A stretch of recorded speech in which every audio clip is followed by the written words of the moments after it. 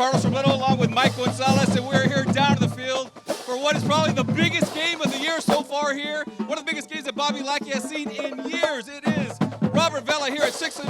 Also, the Weslaco Panthers undefeated on the season.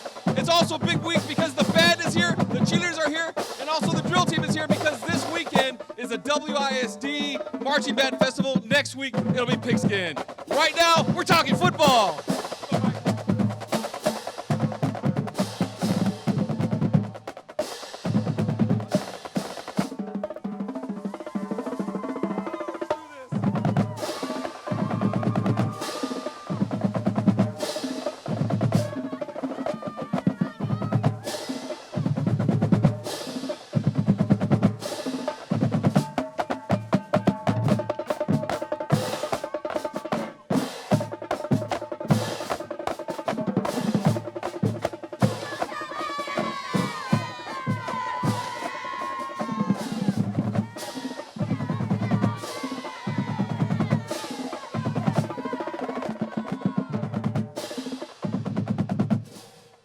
Thank you very much. WPC, thank you for being here. How about a big hand? Weslaco Panther Corps.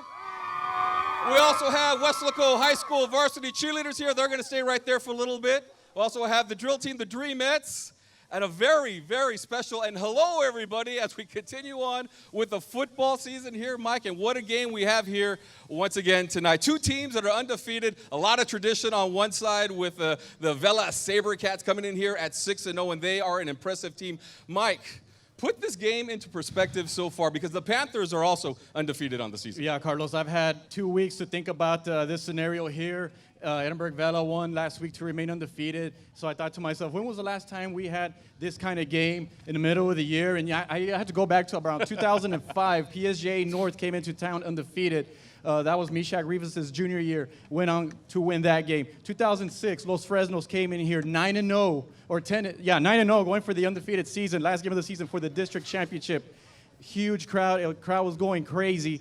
And then we've had Tinaco Bowls here. That's always big here ever since they started playing in 2012. But when you think about two teams that have been undefeated in the middle of the season, as far as I can remember, Carlos, 1991, Donna against Weslaco at McAllen Memorial Stadium on a Saturday night in front of 16,000 people. And we expect that kind of environment tonight. Yeah, it has been a lot of excitement throughout here across, not only here in Weslaco, but across the Rio Grande Valley that have been talking about this game. Not a sellout, not yet. We are expecting a very big crowd to be here tonight at Bobby Lackey Stadium. Purple out here for the Weslaco Panther crowd. The cheerleaders are excited. The drill team's excited about that. The student section, always excited about what's happening here.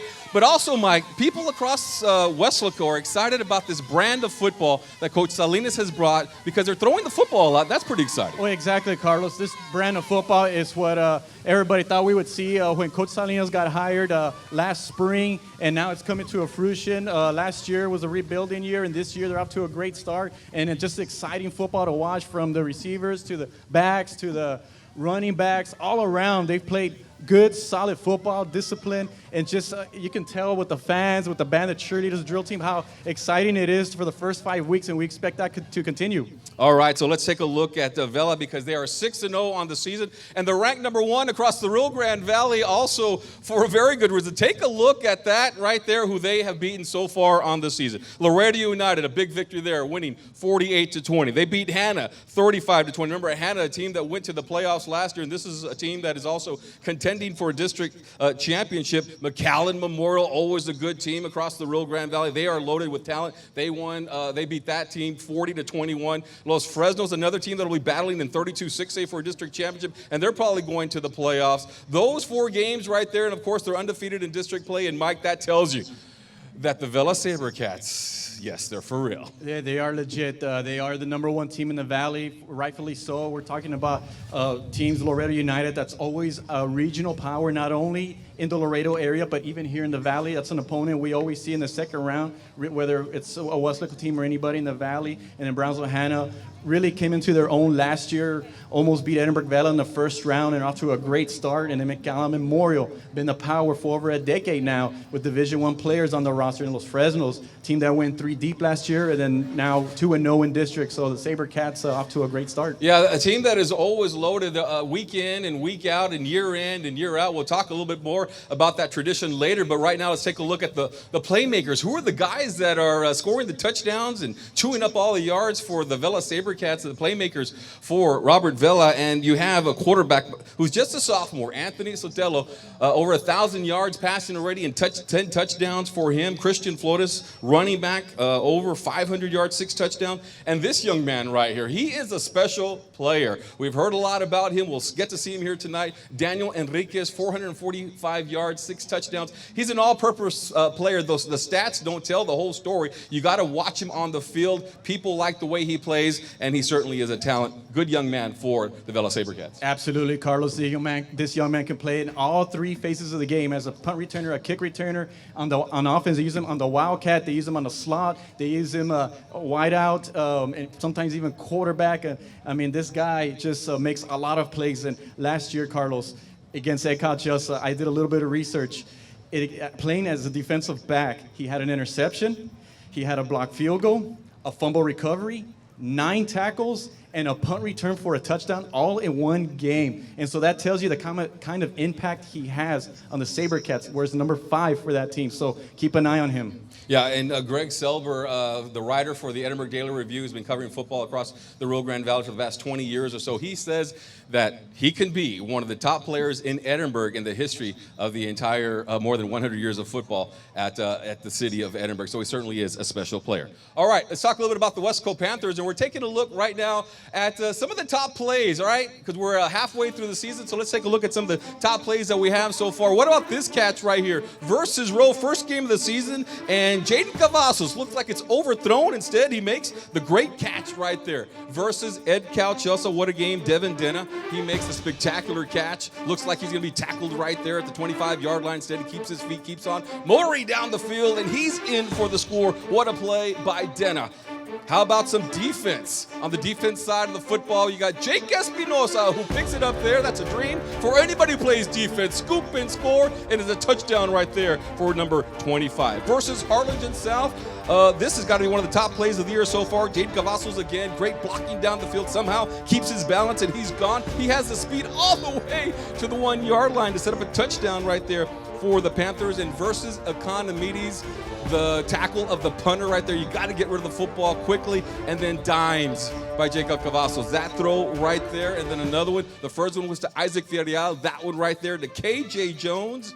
And how about the 12th man in the crowd? These guys are always doing an awesome job. The student section. Student section, that's The right. student section has been rocking. They've been on fire all season long. If you're going to get a seat, why not do it right there in the student section? So much energy, and they certainly do have a good time. Mike, those are some of the top plays. First half of the year, we had to take a look back. What is your favorite play so far? I tell you what, Carlos, the very first highlight we showed to me is probably the one that stands out the most, because I think that's what set the tempo for the rest of the season. We got to see a glimpse of what we've seen so far this season, the connection between Jacob Cavazos to Jaden Cavazos, and just a spectacular throw, a spectacular catch, 2 feet in bounds, concentration. It looked like there was double coverage on that. And we thought coming into that game that, hey, if the Panthers could beat McAllen Rowe, who was a playoff team last year, like, hey, we may have a good chance to have a good year this year. And they've really lived up to it. And a spectacular play that was. And it's been a lot of fun. Yeah, and McAllen Rowe having a good year, and they might end up in the playoffs as well. So the Panthers beat a pretty good team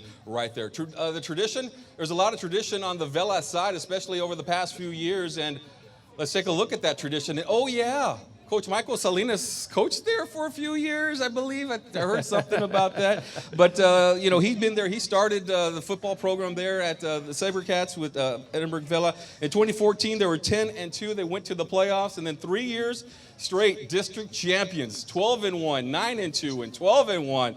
It goes 3 deep into the playoffs. And this is a team that has done it coming into this game because of the track record that they have. They have a lot of confidence coming to this game. No, without a doubt, Carlos. I mean, this is a team that built since the school opened in 2012, went 0-10 the first year in its history, 5-5 the year after, and ever since then, they've just really dominated the district, dominated the valley, have built the program, a lot of talent there, college caliber football players there, and I'll tell you what, Carlos, the last team to beat Edinburg Vela in a game, as far as the Valley team, was Weslaco East in the bi-district round in 2016. The last time Edinburg Vela lost to an opponent during the regular season was Cal Chelsea the same year. That was in week 2.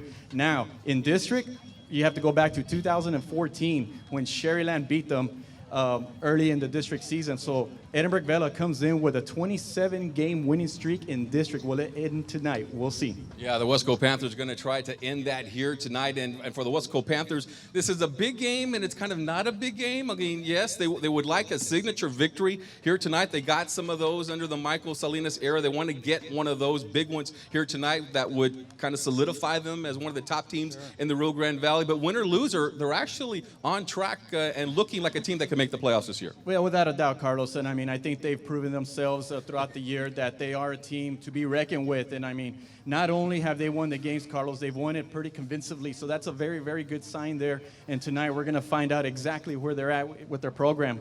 And where, since Coach Salinas got hired last spring, this is a good measuring stick for the team. Yeah, I think it's a good measuring stick. I think they are ready. It's a good time of the year that it has come, right here in the middle of the season, not early, not late, but right now where, they've kind of gotten deeper into that playbook. All right, well, tonight we are going to have the game. It will be audio only on Facebook, on K-West Facebook. You'll be able to listen to that game. And Scott Harrison will be having the call. Let's go upstairs and see what he has to say about tonight's football game. Scott. Well, I tell you what, Carlos, you were talking about Daniel Enriquez, and he is an amazing player. Last week, only 3 catches. Well, not just 3 catches, 3 touchdown catches, totaling 153 yards, all in the first half. So an amazing player, as you mentioned. And we're also going to look at some running tonight. Christian Flores, you mentioned he has 505 yards rushing. He is second in the district right now, the Vela running back. And right behind him, well, it's Jacob Cavazos running the ball from the quarterback position, and he so far for Weslaco has 471 yards. We'll see if maybe he can pass Flores tonight. Both defensive lines pretty good, so that will be an interesting thing to watch tonight. Also, the quarterbacks, you were talking about Anthony Sotelo. I believe they call him AJ. He's had a pretty good year so far for a sophomore. Made a few mistakes, thrown a couple interceptions, also fumbled the ball a couple times, but overall, he is really getting some consistency. In last week's game, I believe he hit all 11 passes he threw in the first half, wound up completing 15 of 16 total in the game. And of course, we all know about Jacob Cavazos. He can do it both running and passing the ball. 2 weeks ago in the victory, he had 3 rushing touchdowns and 3 passing touchdowns. He has passed for 15 touchdowns this season, also rushed for 6. One of the differences, well, AJ is not quite as mobile, not quite the running quarterback that Cavazos is, so that could make a difference, and it'll be interesting to see what happens. Those are some of the insights of the game tonight. Carlos and Mike.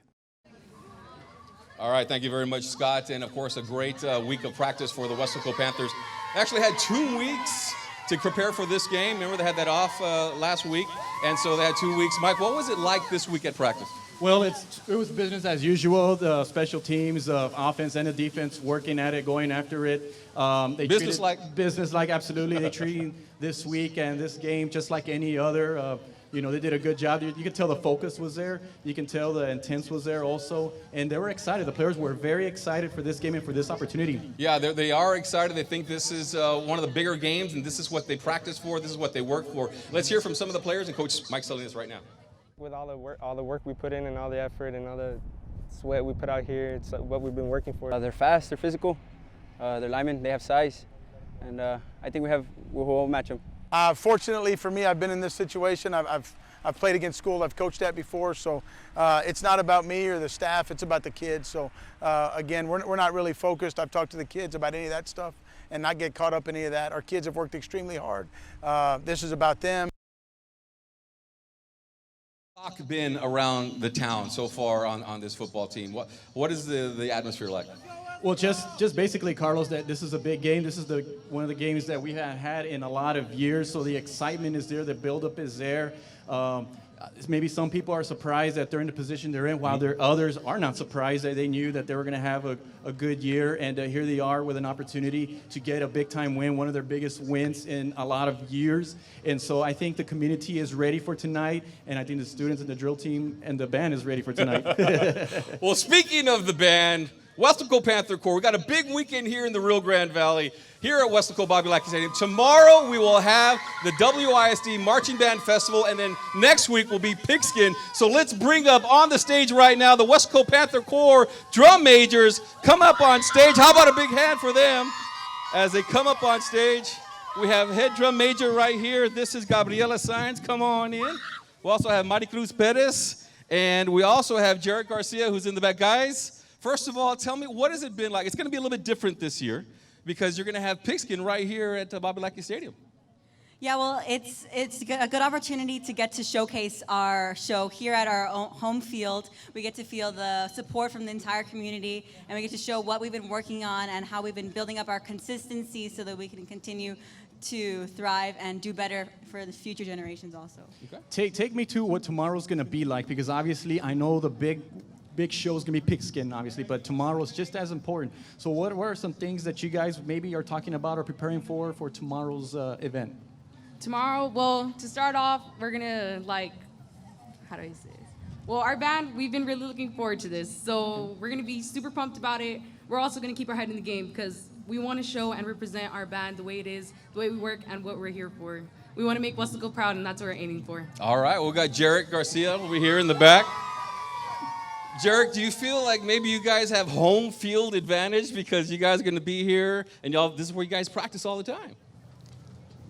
Honestly, sir, yes. I can tell you without a shadow of a doubt, it doesn't matter what field we're on because we're the WPC. We work hard every day on that practice field, and we'll bring it any field, any day.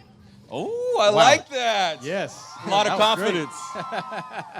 confidence. What time will you guys perform tomorrow, so that way the community could know? Do you guys have that information by any chance? Tomorrow we perform at 5 p.m. Okay. Great. Yeah. So everybody in Weslaco that would like to come, Panther Corps will be on the field at 5 o'clock. Or what are your, so you guys have been practicing since, June, July, and, been going over your show and piecing it together a little bit at a time. Tell me, are you? Is it ready? Is it ready to go? Are you guys ready to put on a great performance, or are you guys still working at it? Well, we're always ready. We're always giving 100%, but there's always something to be improving, and that we're always striving to do that and give 100% and always do our best. All right. Awesome. Now, being in band, it's an all-day thing. It starts early in the morning, I think, or late in the morning. It goes until late at night. Do you guys as a band prefer to perform? You guys like to be one of the first ones maybe, or do you guys prefer to be one of the last ones, or what? Tell me what y'all think about that. As I said before, sir, I'll say it again. Doesn't matter when. We performed in the heat all the way in summer. We've been scorched by the sun. We've had the cold. We've had the rain. Yeah.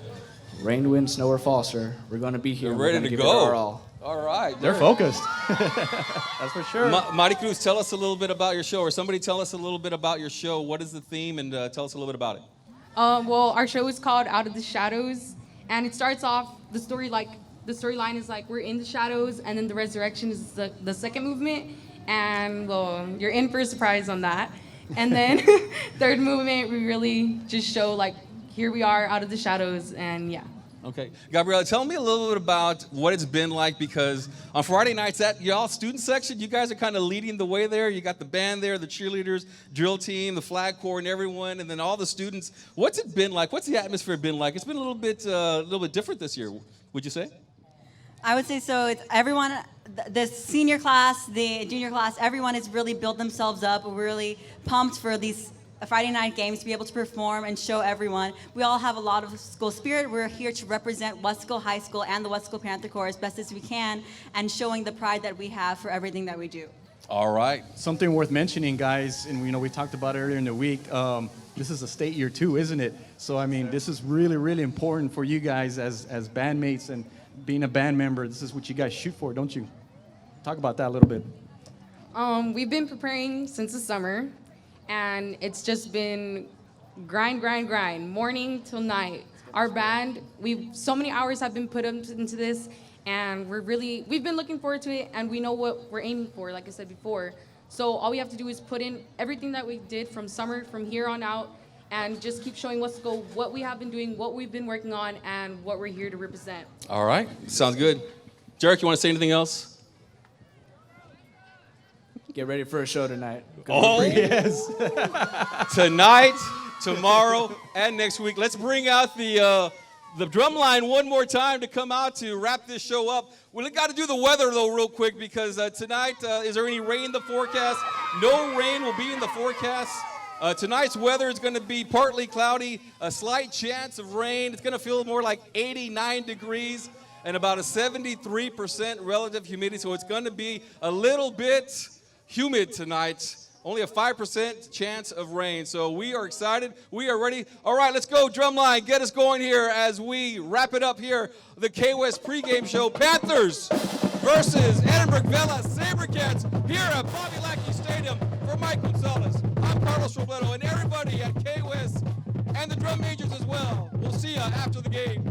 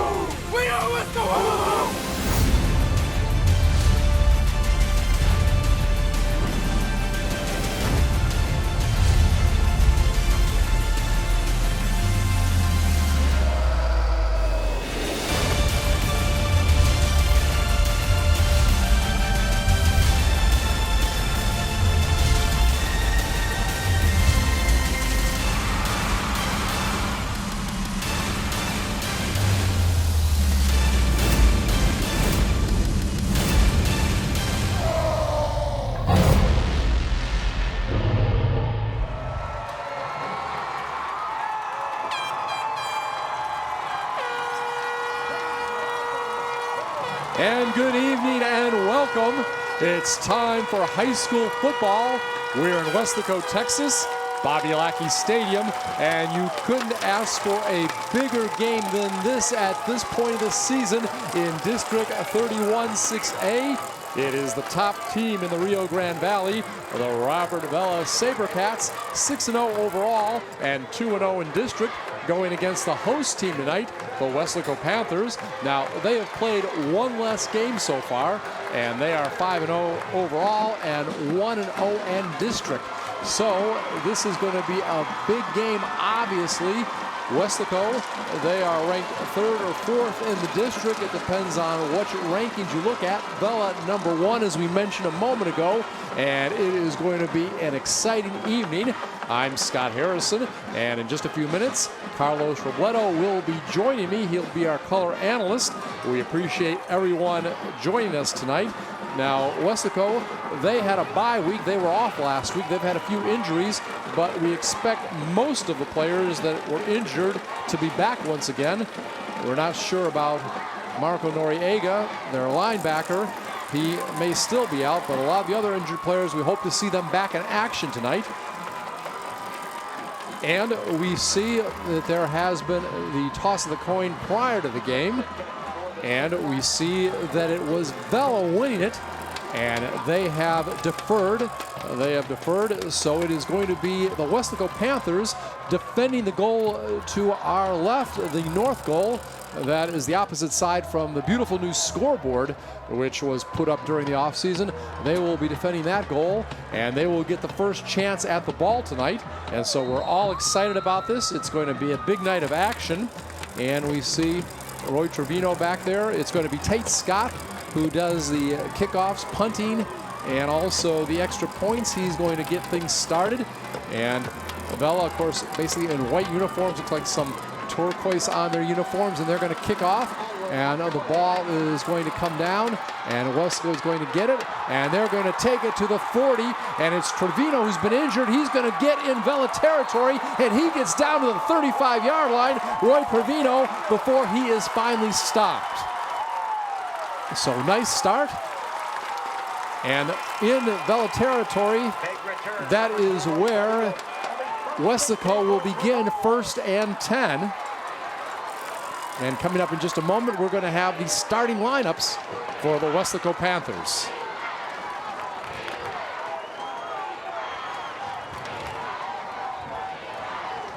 At quarterback, number 7 for the Panthers, Jacob Cavazos.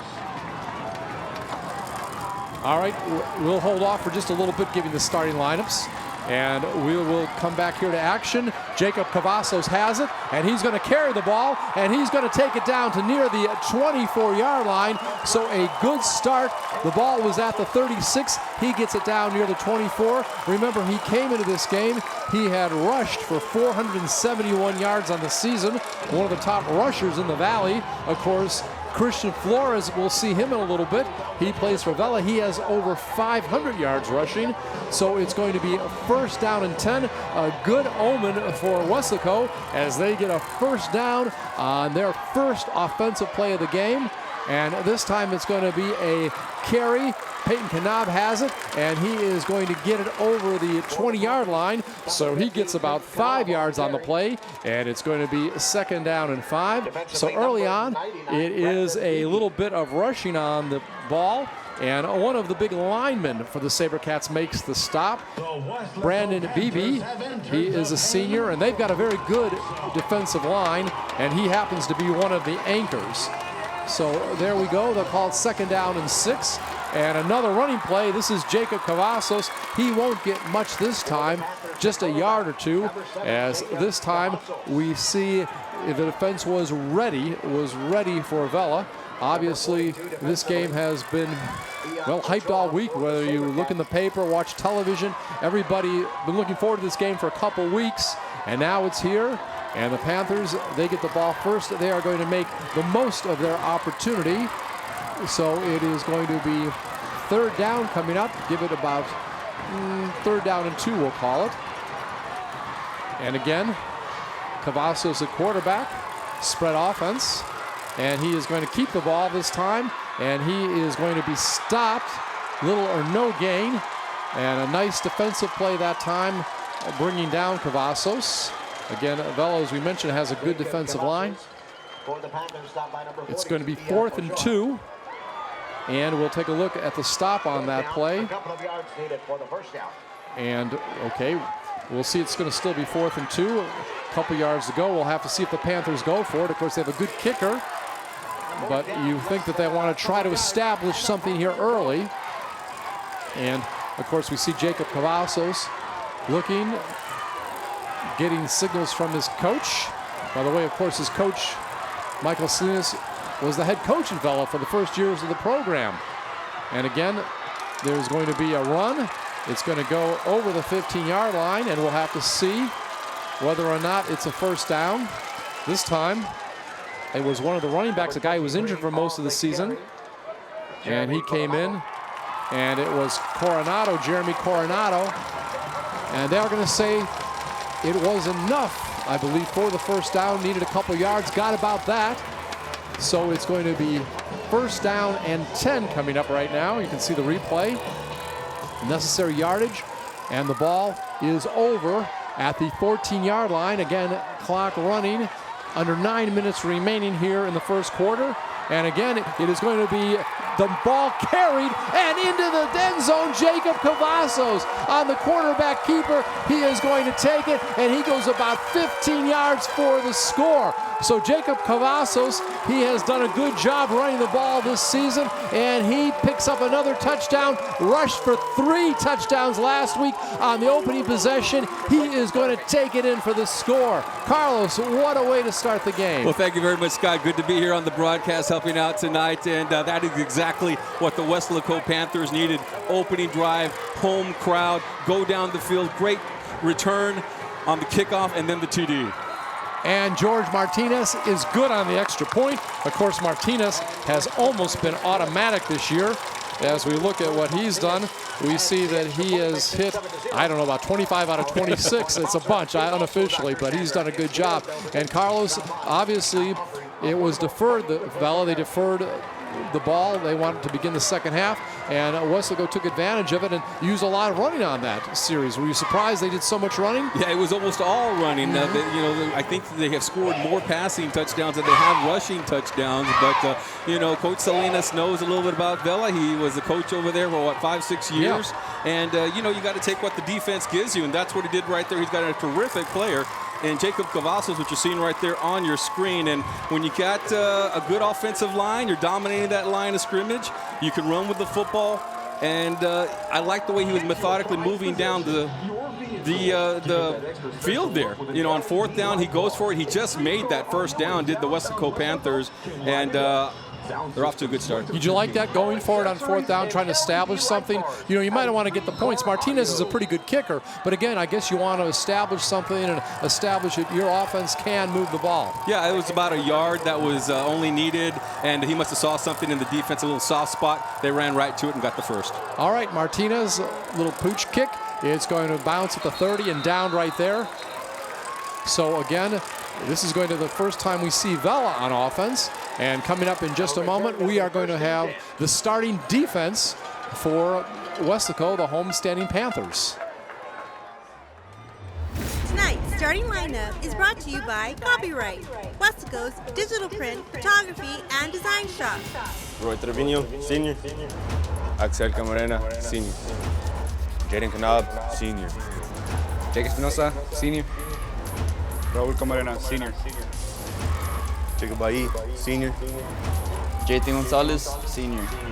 Seth Sanchez, senior. Benito Juarez, senior. Sam Perez, senior. Jesse Ramos, senior. Copyright, copies done right. All right, well, there is our starting defense, and very quickly, a nice gain for the Vela. Yeah, Vela coming out here now looks like a little no-huddle offense, which is what everybody runs, but it's a little bit more also of a hurry-up offense, and a good run, and they get about a good 8 yards. All right, so again, it's the quarterback with the ball, and A.J. does not do much that time. He is knocked even for a loss. And he's a sophomore, A.J. Sotelo in there. And again, we know about the defense. And again, a good job when we see the replay. Check out the replay. This is Big Sam Perez getting in the backfield and bringing down the quarterback, Sotelo. Just a sophomore. Good thing the Panthers are in the backfield, try to bang him up a little bit. So it's going to be 3rd down and 5 coming up. Ball at the 35-yard line. Vela's in their own territory. And we'll see if there's a flag. And there is one.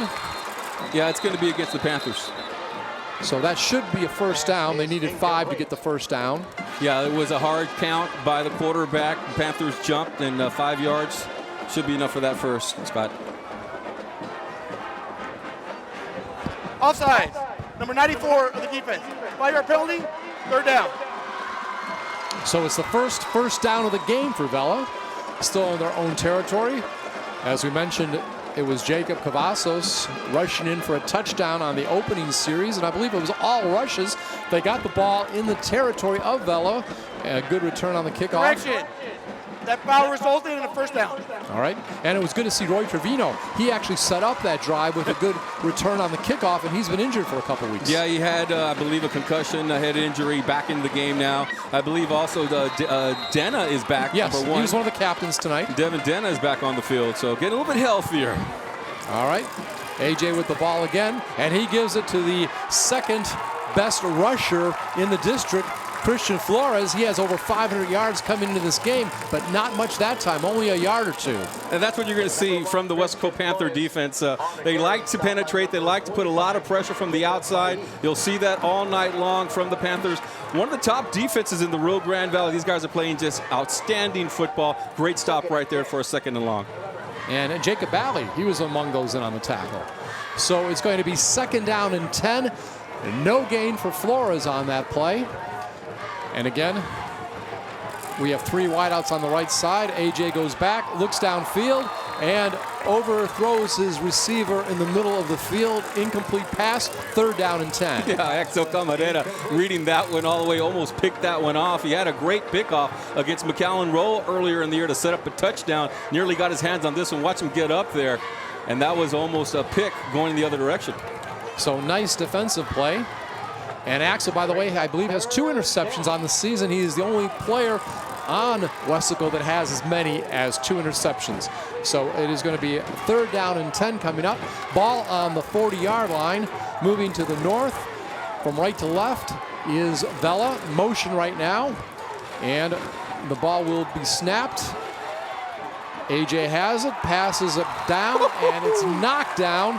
Nice play out there. Looks like Roy Trevino put his big paw up there. Right? He's a Panther, put the paw up there, knocked it away. Yeah, look at him right now, pumping up the crowd. The student section and the entire section of the Weslaco Panthers home side is rocking tonight as he gets his hands up there. Roy Trevino having another outstanding year.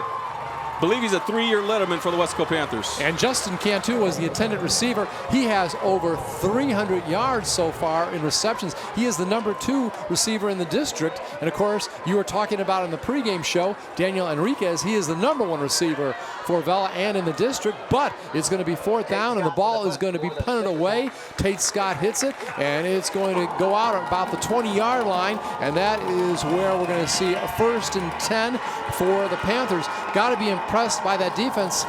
They made a mistake, got a 1st down because of a penalty. We're talking about Vela, but it's one of those things, bend but not break. They come in hard, throw some losses in there, and all of a sudden, here's the offense with the ball again. Yep, and the only way they got a 1st down, like you said, is because of the penalty.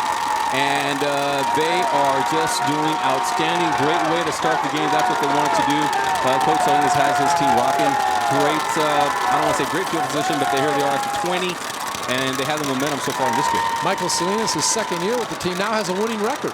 He has an 86 mark in his 2nd year. Of course, he was at Vela. I believe it's 4 years total he was there. And Jacob Cavazos at quarterback, and he is going to hand it off. And this time, not much going at all. The sledding was tough up the middle as we see Jeremy Coronado. This is only his 2nd game to play, 3rd suited up. He was injured early in the year. It's good to see him back in there. Yeah, they need his attack right there. They got Canad back there, also Coronado now, and so it's good to see that he is healthy once again. A lot of these players for the Panthers now looking good. And again, big stop. Good job by Kobe Gibson. And I believe he just became eligible. I think I read that somewhere. So again, oh, that's that Gibson kid who transferred down. Right, yeah. Offside. Number 48 of defense. 5-yard penalty, 2nd down. So you know Kobe's got to be excited. We're always glad to see when someone does get their eligibility back. But this time, well, if you're a Vela fan, well, I know, but we want to see it. But we want to see them beat their best. It's good for we want to see them beat their best. Absolutely. Yeah, and I know. It's good for Carl's going to give me a hard time all night. But I love working with this man. But he gives me a hard time all the time. But he's a great person. All right, and great job here getting that penalty and moving it up. 2nd down and 6. And there is Jacob Cavazos, and he is going to throw it over to Jaden Cavazos, and he's going to pick up about 5 or 6. It's going to be 3rd and manageable, maybe about 3rd and 1 or 2 for the 1st down after the pass reception. What a great year has Jaden Cavazos had so far in the 2018 season. He makes the catch right here, not the easiest catch, a little bit high and over his head, but he goes up there, grabs it, and puts it down. Where he's dangerous is after the catch. He's got so much speed. Yak, yards after catch, right? So they're going to call 3rd down and 3 on that play. Ball down about the 27-yard line. Cavazos trips on the left side. One back in the backfield. And that, of course, is Coronado, and he's going to give it to him, and he's going to sweep on the left side, and he is going to be stopped short of the 1st down. Yeah, good job by the Vela defense stringing him out. There was no holes for him to cut upfield, and you see how powerful and how good this defense is. Remember, Vela's a team that beat 4 very, very good football teams coming into this game. They're 6-0, but 4 of those opponents that they beat all playoff bound probably by the end of the year. One of the guys chasing him down is one of those good defensive linemen they have, Brandon Beebe. So it's going to be 4th down and 2, and Jacob Cavazos, who does the punting as well as the quarterbacking, is out there. And he's done a good job punting the ball this year. Yeah, all the quarterbacks from the varsity, JV, freshmen all have to punt. And there he goes. And this time he's going to keep it. He's going to run with the ball. And he is going to get the first down. Looked like he was going to be stopped in the backfield. But he stretches it out. And he gives that second effort. And he gets over the 30-yard line. And he knew what he was doing right away. Not once was he thinking about punting the football. He took off running towards the Panther sideline. And he just got away. I thought he might have gotten down right there. Able to escape that tackle. Another one right there. And then he just blows by number 12 after being hit, crosses the 30-yard line for the first. Wow, I'll tell you what, that was some effort. Special teams. Special teams so far have been the difference in this game. Very good. So it's going to be 1st and 10, ball at the 31-yard line. Weslaco in their own territory. Handoff on the play, and the ball is going to pick up about 4. It's Peyton Knab right there. Yep, Peyton Knab right there. And Peyton Knab, just a junior on this team, he has put on about 20 pounds of pure muscle. And coming into this season, he reminds me a lot of Roy from last year from Weslaco East. All right, so it's going to be 2nd down and 6. Fast quarter so far. Under 4 minutes. Weslaco leading 7-0 as they scored on their opening series. Quarterback run by Jacob Cavazos. And he'll call out the signals. Has a slot over there on the right. He's going to keep it this time, and he is going to get the first down and more. He's at the 50, 45, 30, 25, and he is finally tackled from behind. But what a big gain on that play. He must have got close to 35 yards. Yeah, about 45 yards on the run right there. I was trying to do some math in my head. A little bit difficult, but what a run by Cavazos. And you see some of the speed that the SaberCats have, because in every other game, he's gone, taking that one to the house. And but a tremendous gain right there for the Panthers.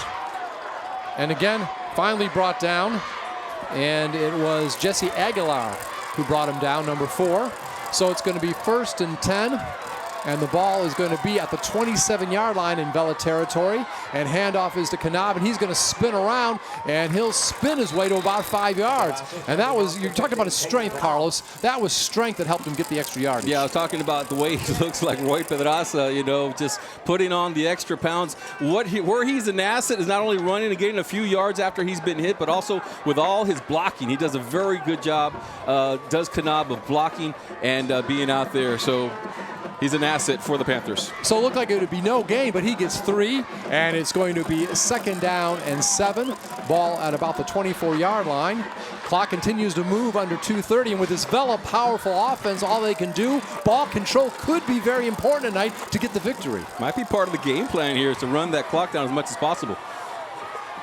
The motion, it was Jaden Cavazos in motion, and there is a whistle. Yeah, I think they took timeout. There was 3 Let's go high. 3 first seconds. charge timeout of the first half. I gotta let the official talk. All right. There was 3 seconds left on the play clock right there, and Coach Salinas wanted him to hurry up and snap the ball. And I'll tell you what, it's always good to use those timeouts when you really need them. These are young people still learning the game, so there's nothing wrong with taking one rather than taking the penalty. John Campbell, he's the coach at Vela. This is his second year. Good job. We saw Vela last year. We were on the road watching the playoffs on the radio. Remember, they played an afternoon game right before. Was it Weslaco East played the evening game, and we were broadcasting that game. And Mr. Campbell in his second year, he's 12-1 last year, and he's 6-0 this year, so not bad starting off 18-1. And I know you talked about there's a long winning streak, isn't there, for Vela as far as district games? They've beaten teams. They've beaten up on teams across the Rio Grande Valley this year. They have done a tremendous job. Where they've lost, 12-1 last year was in the third round of the playoffs. Previous year, 12-1 was, or not 2 years ago, was also in the playoffs. The last team to beat them was Weslaco East. And so 2 years ago. Don't they have like a 27-0 winning streak in district? It is something like that. Yeah, I think that's what you said in the pregame. So. again, it would be an impressive win, to say the least, if Weslaco could win this game. All right, it is Cavazos to Denna. Denna missed the last game with an injury, and he will get inside the 20 to about the 18-yard line. So does a nice job, picks up about 4 on the play, still short of the first down. Yep. But Devin Denna, he is a very, very powerful receiver, a lot of speed, and believe it or not, the top 5 receivers in the district are playing in this game tonight. Yeah. And 2 of them are from Weslaco. And of course, that would be Jaden Cavazos and Devin Denna. So the ball is going to be marked near the 18-yard line, and they're going to call it 3rd down and 3. Cavazos, one back in the backfield. 2 wideouts on the left, and Cavazos will keep it, and he is going to pick up about 5 yards down to the 13-yard line. He's got another first down. Yeah, it looks like they brought over number 61, Cody, from the offensive line to lead block on that play. There he is, number 61. You see him take care of that defensive end, and so Cody Rodriguez leading the way for the first down. A lot of our fans out there, look at the Panther head. Not Halloween yet, but I like the look. So it is going to be 1st and 10. And again, remember, Westco can still get a first down because they're at the 13-yard line. Again, they are in Vela territory. They scored a touchdown on their first offensive series, the first series of the game. Then they stopped Vela, forced them to punt. Let's see if they can capitalize this time. And it's Cavazos again, and he is going to get inside the 10-yard line, spins his way to about the 7, picks up 6 on first down. Looks like there's a flag there. Holding, number 56, 10-yard penalty, first down. Well, that's why there was the hole, right? Yeah, well, there was a huge hole. I'm not sure if it had any factor in the hole had any factor on the play, but either way, they caught him with a hole. That's one of the unforced errors, first ones for the Weslaco Panthers. But I like the way the Panthers are playing so far in this first quarter. And talk about the crowd. It looks like, from what I can see from the press box, just about every seat is filled on the Weslaco side. And let's credit Vela, very, very strong showing too. Big crowd. I think they said they still had about 3,000 seats left. But that's a lot of people out there. That's more than, I mean, this holds 10,000, 13,000 people. Wow. So that means we've got about 10,000 people here for a high school football game? Come on, man. Outstanding. All right. Cavazos with the ball, 1st down and 20, looks downfield, and it's going to be picked off at about the 5-yard line, and that is going to be Jesse Aguilera. Yeah, he forced that one up there. It was double coverage. The safety was in the back, waiting for that one to come down, and Jacob, under a little bit of pressure, had to get rid of it a little too early, and there you see, number 4, that was easy pickings for him. Aguilera. Jesse Aguilar with the interception. And remember, I hate to say this, but that is the first interception of the season for Cavazos. Came under a little bit of pressure. Yeah, but still, to go into your 6th game and then finally throw your first interception, that's quite a run. Quite a run. So it'll be 1st down and 10. And Vela has the ball inside their own 5-yard line. Ball is snapped near the goal line. Pass is thrown, and it is going to be over the intended receiver. At that time, on the play, it was Ozzy Garcia. And of course, the quarterback, AJ Sotelo. They say he's Anthony, but coach calls him AJ, so we'll call him AJ. Yeah, it looks like they had one-on-one coverage, although the safety was a little bit late getting over there, but the ball was overthrown either way. Rotrevino among those back on the coverage that time. If you take a look at some of these, some of the tape on Vela, they can go up there and catch. Oh, yeah. Well, they've got 3 of the top 5 receivers in the district. So it is going to be 2nd down, and this time it is a run up the middle by Christian Flores. We mentioned that he has over 500 yards this season, and now we can see why as he takes the ball and gets up near the 15-yard line, got the necessary yardage, picked up about 10 on that play. Yep.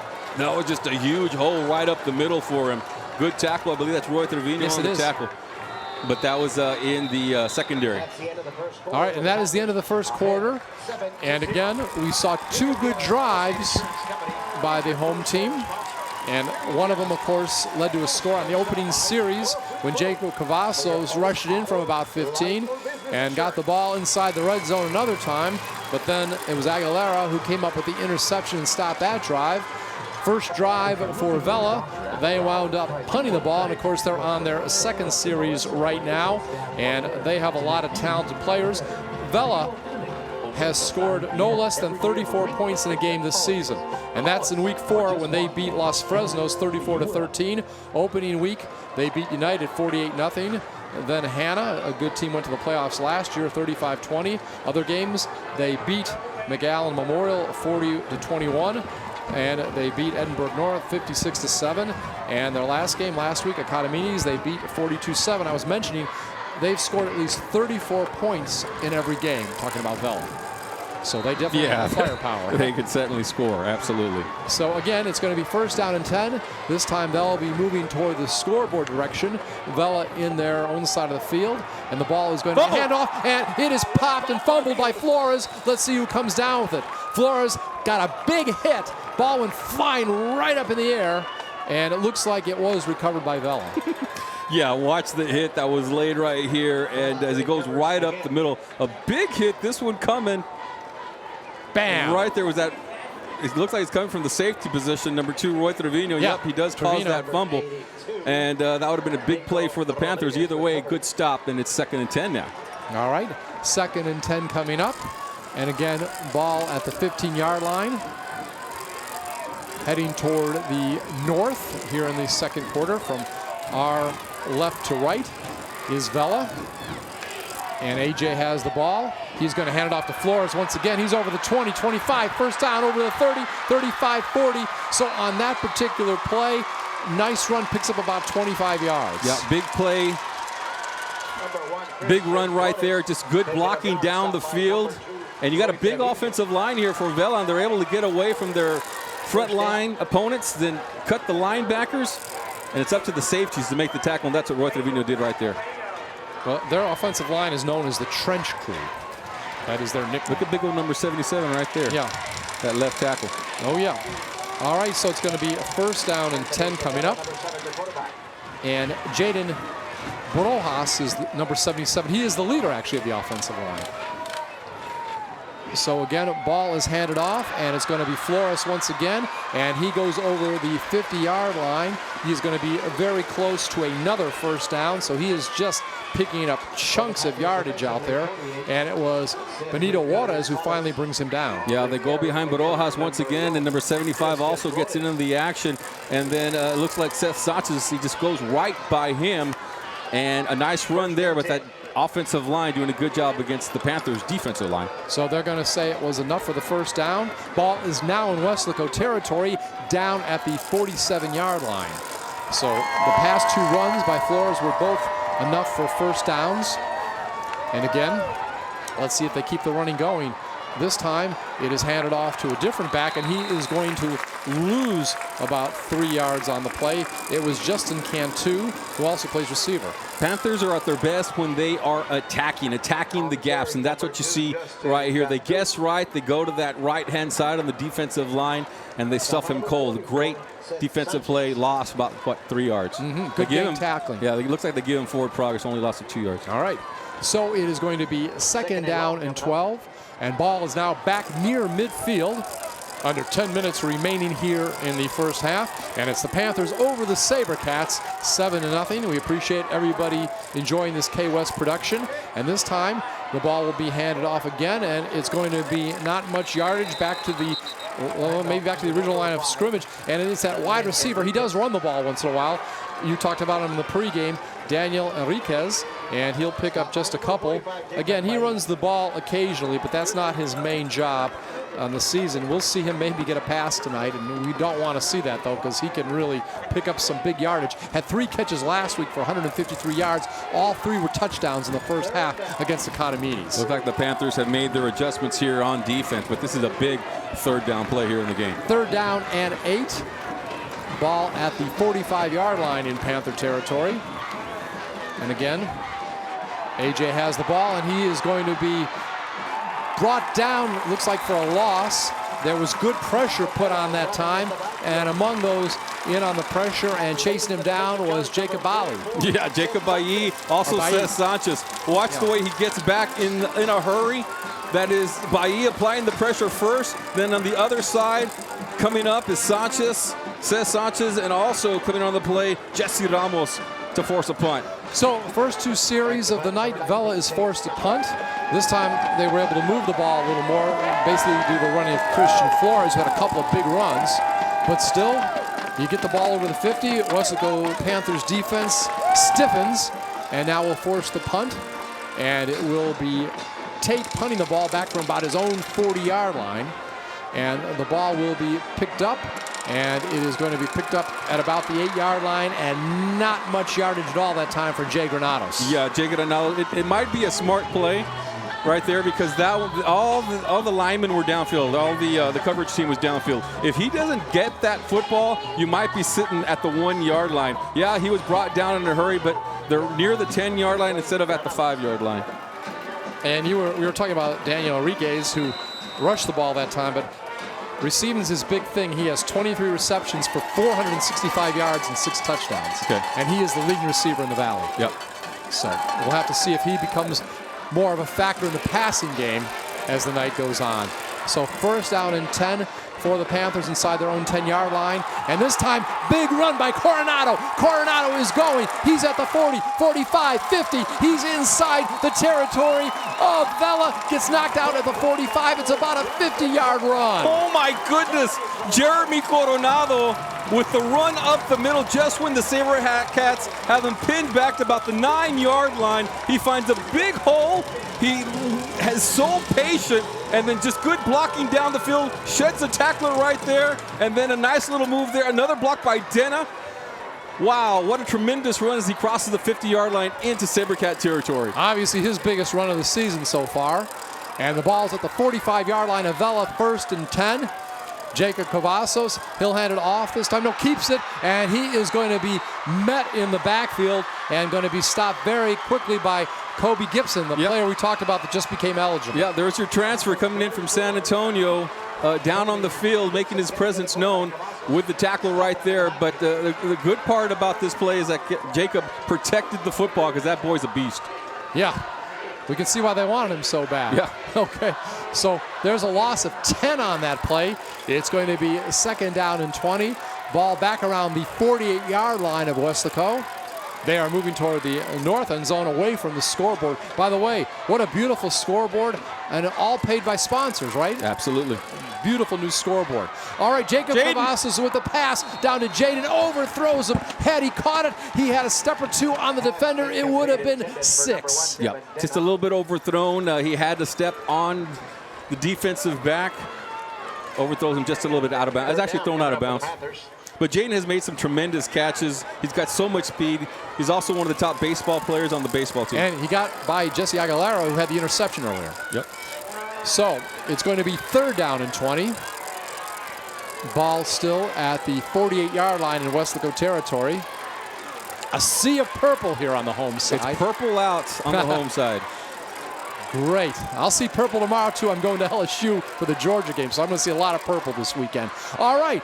It is Cavazos throwing it again, and this time cannot hit his receiver going down the sideline, and that was Rolando Barones. Last game, he had 2 receptions, his first 2 of the season. Yeah, he had man coverage right there, and Coach Salinas is not happy right now. He is letting the referee have an earful, because maybe a little arm bar by the defensive back right there to slow him down, but he certainly had the coverage on that play. Watch the replay. Well, you're not going to see it from this angle right here, but he was slowed up a little bit during his route.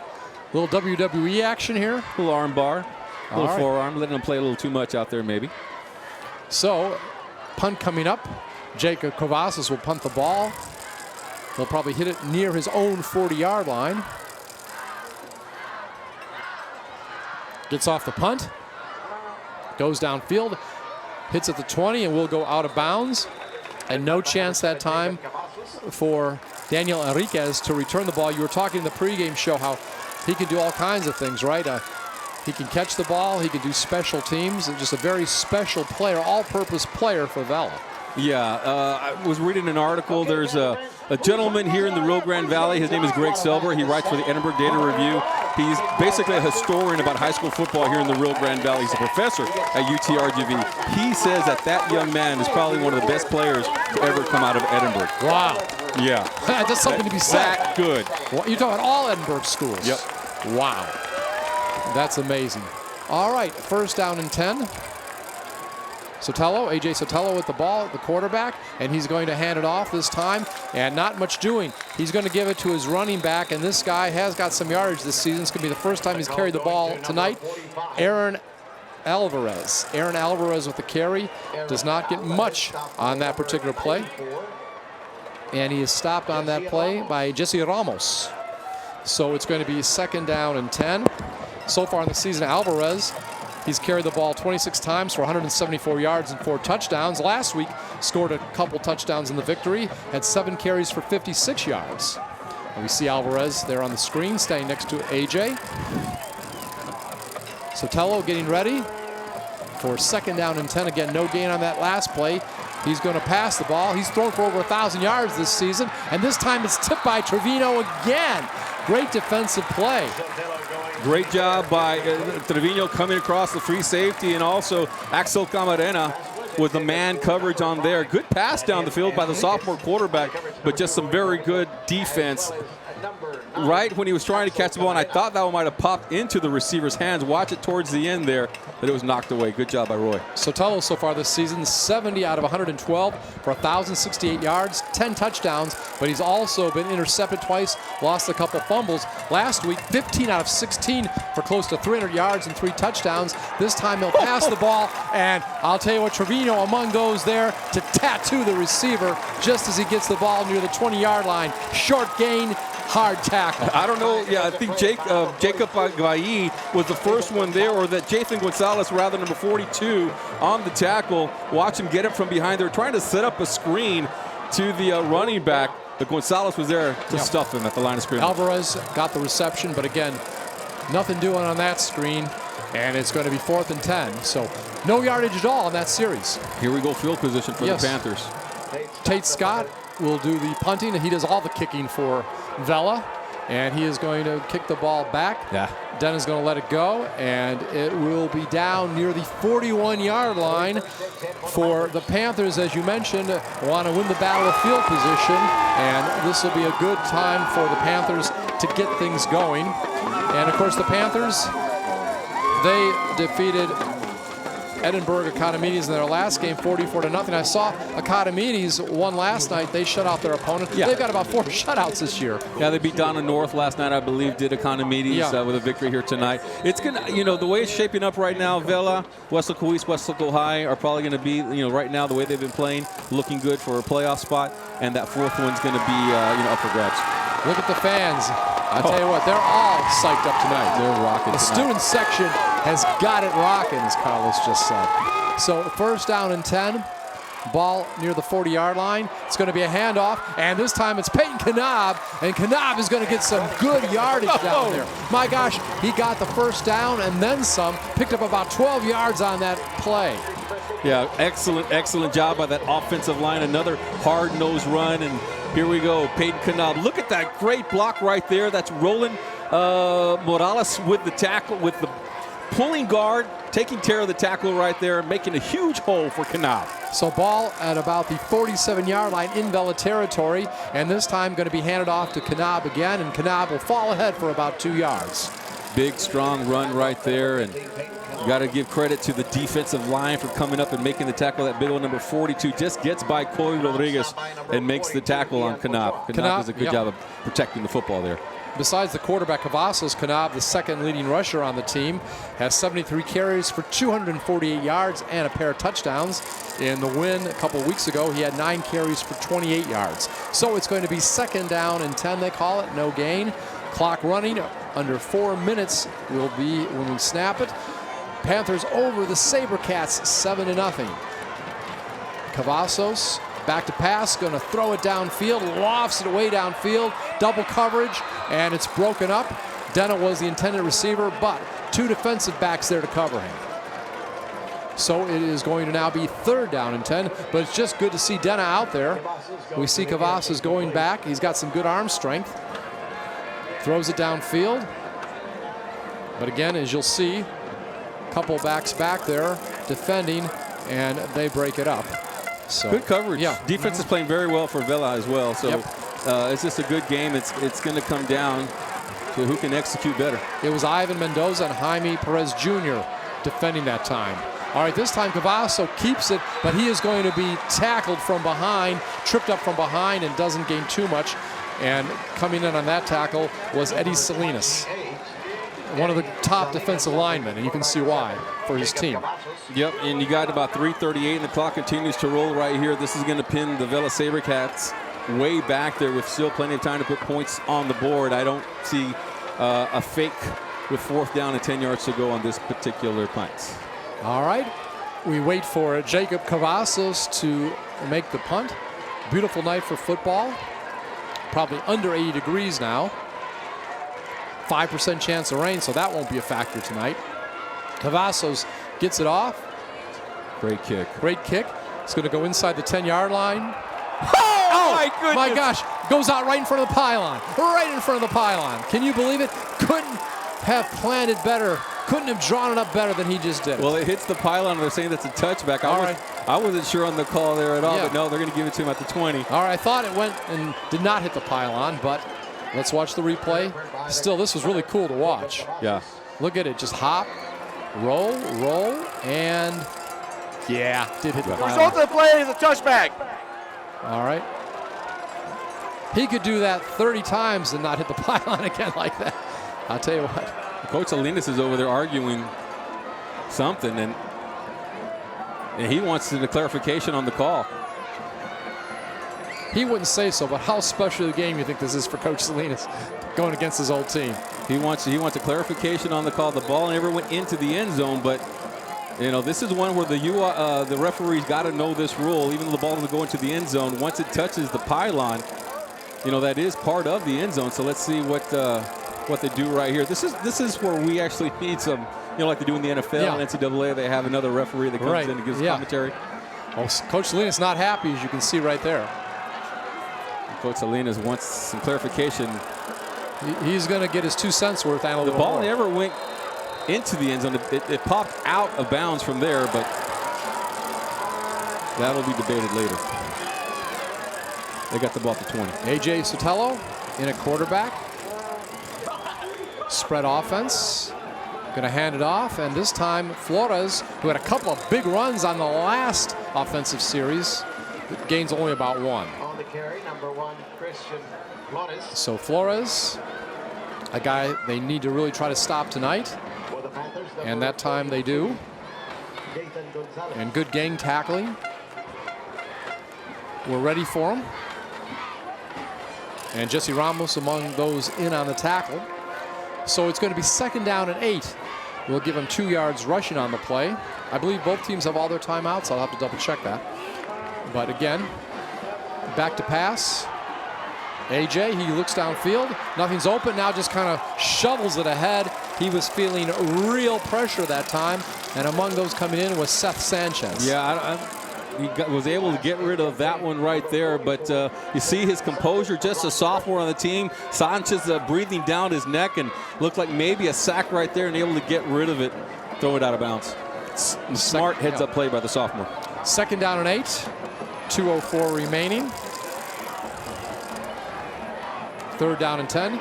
And you know, big play if you can stop them. If you stop them, if they try to run it and stop them, you take a timeout. I'm talking about if you're... Heck yeah, you're the Panthers. The Panthers, yeah. Take a timeout, have some time on the clock. All right, so we'll see what happens here. Now there's going to be a timeout called by Vela. Timeout, Edinburg Vela. First charge timeout of the first half.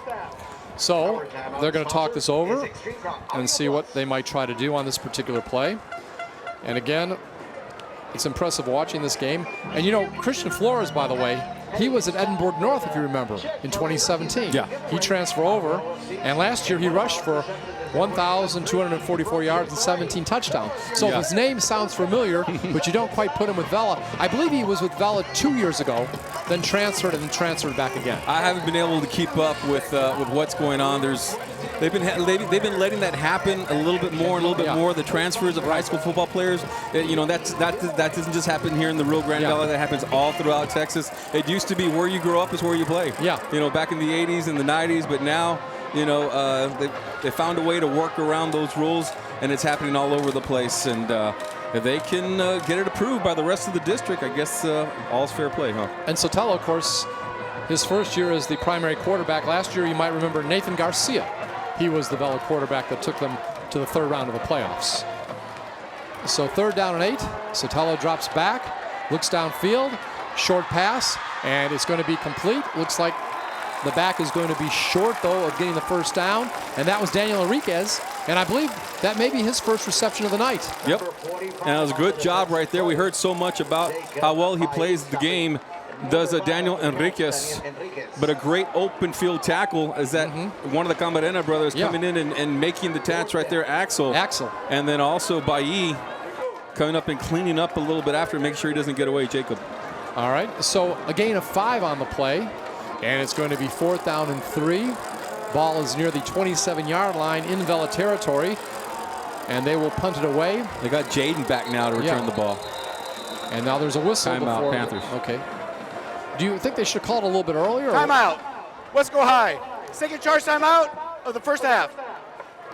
I think they were okay with it, and I think they might have saw something at the last minute, and they wanted to make sure it wasn't any type of fake. Maybe they were just thinking about just running out the clock. Yeah. You know, but then, like you said, maybe they saw something that was unique. Because first I thought they might call it right away and try to conserve some time, but maybe they just think with as much time as there's left and with this lead, you just take the lead into the locker room. Yeah. We'll have to see what happens. Obviously, they've got big play offense. They've got the receivers that can make the big plays. And we were talking about all these good receivers out here tonight. Aziel Garcia, we haven't called his name yet, but he's one of the top receivers in the district. He has 13 catches for 234 yards and 3 touchdowns. It's been this defense. They put a lot of pressure on this quarterback all game long. It's just been kind of crazy. The way the Panthers have had that penetration, getting in the backfield, and it's, someone was asking me earlier, does Westco have a chance? I go, heck yeah, they have a chance. I mean, they're both very good football teams. All right, the ball is going to be punted. Tate Scott. Devin Dana gets it, calls for the fair catch, takes it at his own 39. I will say the monitor this week, only one writer, I believe, picked Weslaco. There's actually Jaden Cavazos there on the return, and he was, I don't know if he was bumped or they didn't give him enough room. I know they don't have that halo rule anymore. It's kind of up to the official, and they're going to probably give him a few more yards. So that's either a 10 or 15-yard penalty. Well, that could be significant to what you decide to do, right? Heck yeah. Whether you decide to go for it or just go to the locker room. Kick catch interference on the kicking team. 15 yards will be assessed from the end of the play. Wow. First down. That's huge. That's a personal foul. They don't call that as much as they used to. Remember the old halo rule? You have to give them 5 yards, and then they kind of just change it up to the discretion of the official. But here you can see Jaden trying to get his hands on the ball. He just got a little too close for comfort. Did number 13 right there, so they throw the flag. So that gives them into now Sabercat territory, and they got, I believe, 2 timeouts. Do the Panthers 1 timeout left for the Panthers. So 1st down and 10. Cavazos goes back to pass, finds his receiver. It's Dena, and he'll be out of bounds near the 40-yard line. Work the sideline right there, did Dena, and get out of bounds. Good yardage. One thing I want to talk about, and we're probably going to talk about it again later, it's very humid out there. 73% relative humidity. We're inside. It's nice and cool and everything. Right. But the 3rd and 4th quarter, especially that 4th quarter, it's going to be all about who's in shape, man. I'll tell you, because it is steamy out there today. So gain of 7 on the play. It's going to be 2nd and 3. The ball is at the 39-yard line. Need to get down to the 36 of Vela for the first down. Again, 1:05 remaining here in the opening half. And Coronado fakes the handoff to Coronado. That is, Cavazos has it. And he is going to be down at the 35. Gets about 4 yards for the first down, but you think a penalty. That should have been a penalty. Nothing called. Looked like a horse collar on that play. And Jacob Cavazos with the good fake there. You'll get to see the replay. And not sure if they got inside. No, they got him from the front and just manhandle and bring him down. So it will be first down, clock running. 40 seconds remaining. Cavazos gets away from a tackle in the backfield, lofts the ball, and it is almost caught by Jaden Cavazos. He dives for it, but just a little bit underthrown for him. Yeah, good. You see the footwork there of Jacob Cavazos, the way he's able to get away from a would-be tackler. I don't like the way he just floated that one up there. It looked a little scary, but still the reception was nearly made. Watch here towards the end of this play, almost caught by Jaden Cavazos. Yeah, a couple defenders back there guarding him, including Jaime Perez Jr. So it's going to be 2nd down and 10, 35 seconds remaining here in the first half. Panthers lead the SaberCats 7-0. They scored on the opening series of the game on about a 15-yard rush by Jacob Cavazos, and that has been it so far. 35 seconds left here in the first half, and a timeout. Yep, Salinas called a timeout. I know a lot of people thought this would be a high-scoring game. Timeout. Let's go high. It's our final timeout of the first half. And that doesn't mean it won't be in the second half, but I'm a little surprised it's this low scoring in the first half.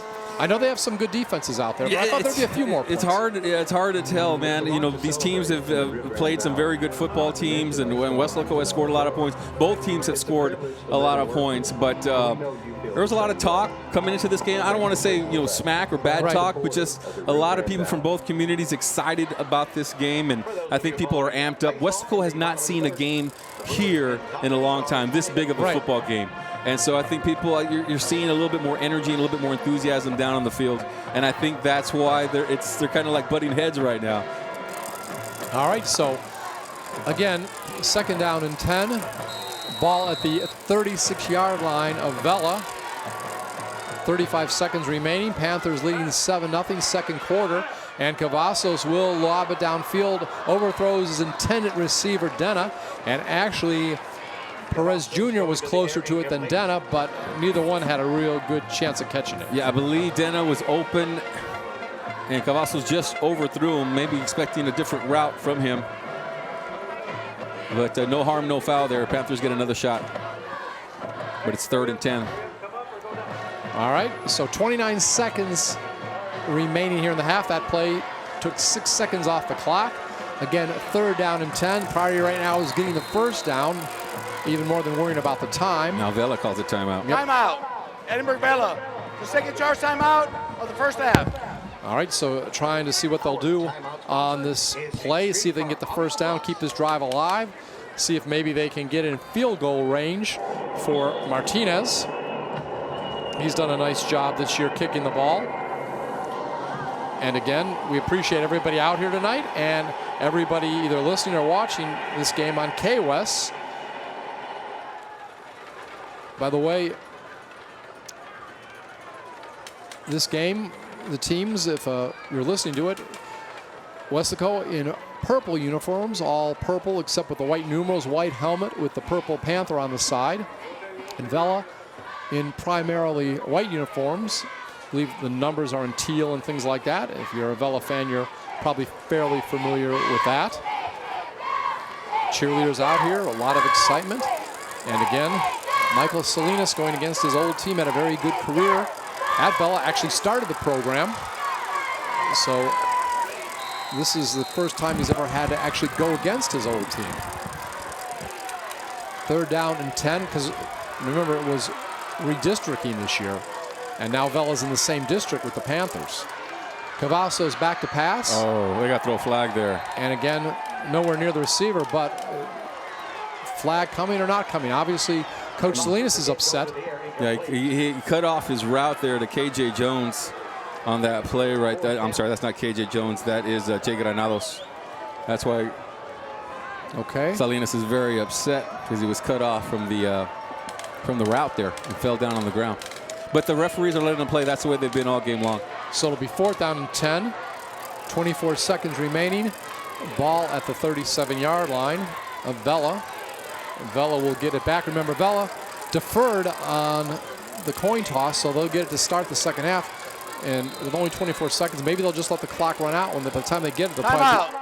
Edinburg Vela. It's our final timeout of the first half. Do you think they could see if they want to try to do a little rugby or something? Do some laterals on this punt? Are they? I'm not well, so they got sure. 24 seconds, and they're out of timeout. So yeah, I mean that's because you wonder if why they took that timeout. Might go after the ball here. Yeah, or maybe they're going to go after the punter, right? So obviously they took this timeout for a reason. We'll have to see what comes up with all that.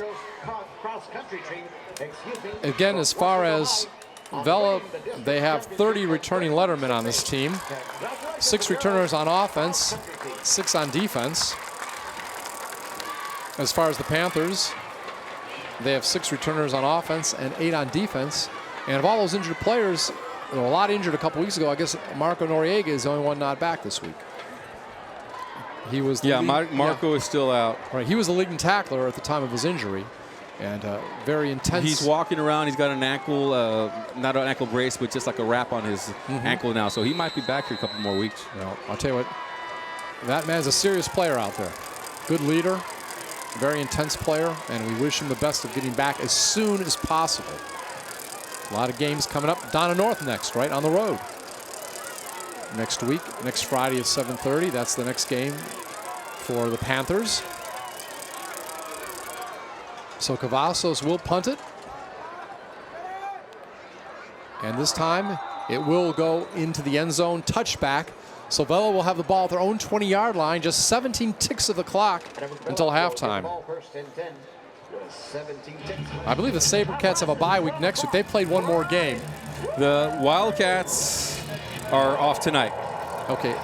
And the SaberCats, I think, are off next week. I think the SaberCats are next week. Oh, the SaberCats, yeah, I believe so. The SaberCats, yeah. Weslaco is off tonight. Yeah, they're off tonight. So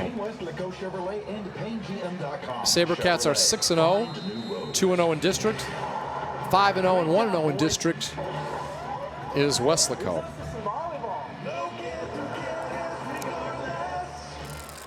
All right, let's see what the SaberCats do.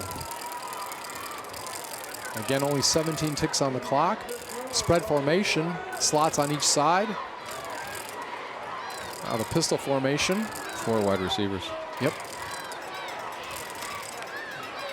Panthers rush 2. Yep. And there's the pass, a short pass, and it's going to go for no gain. We'll see if that stopped the clock or not when the back. It was Justin Cantu. And that will be the end of the first quarter of play.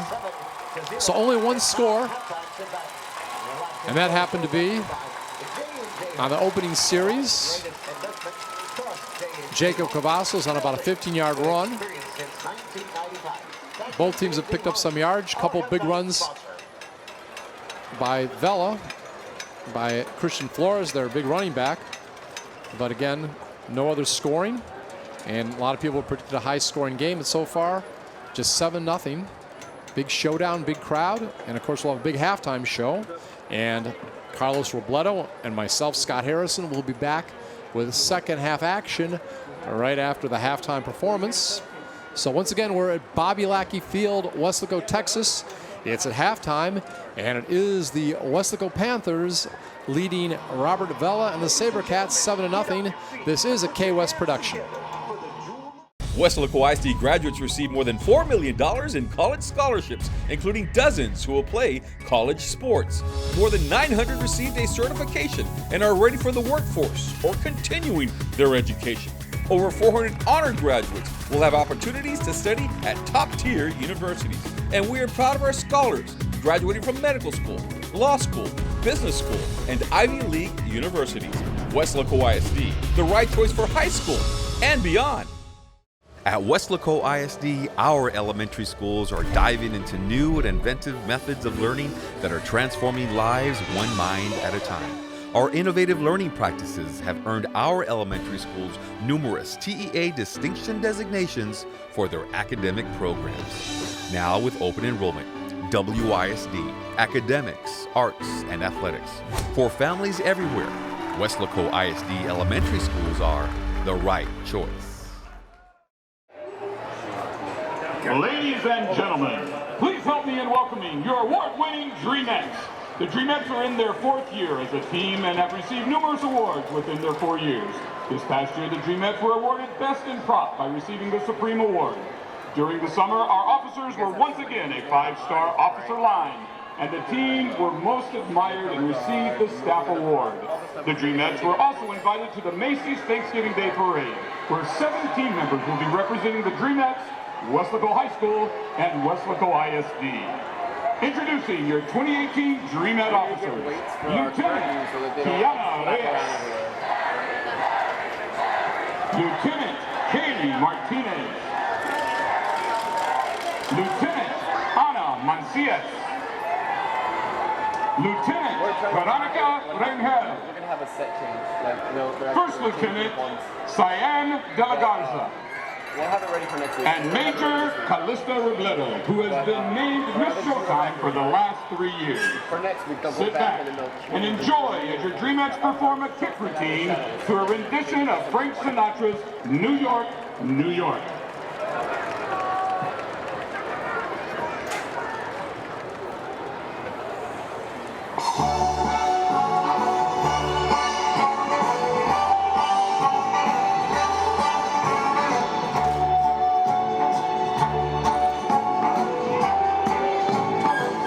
Start spreading the news. I'm leaving today. I want to be a part of it.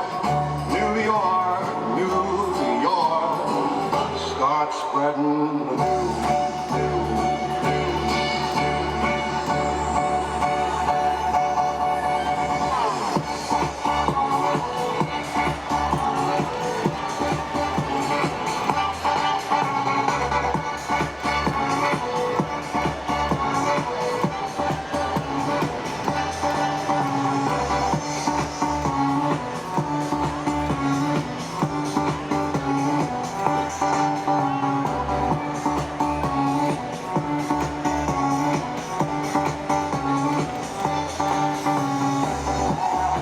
Memories of New York City since I was a boy. Most of my work has been live here in New York. Tonight, and I don't care how long you've been in this business, looking and singing to live people. Now we have a brand new song for you.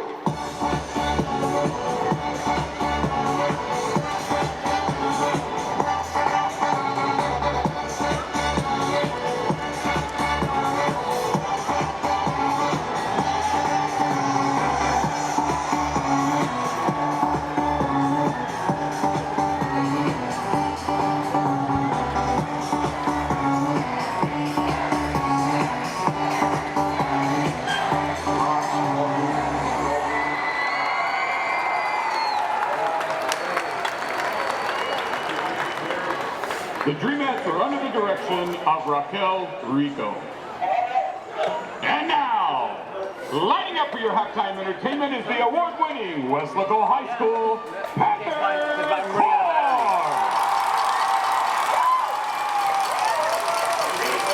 The Corps is under the field direction of head drum major Gabriela Saenz, assistant drum majors Jared Garcia and Maricruz Perez. Color guard officers are Captain Annalisa Morales, Co-Captain Cheyenne Perryman, and First Lieutenant Irene Banda, Second Lieutenant Samantha Ramirez.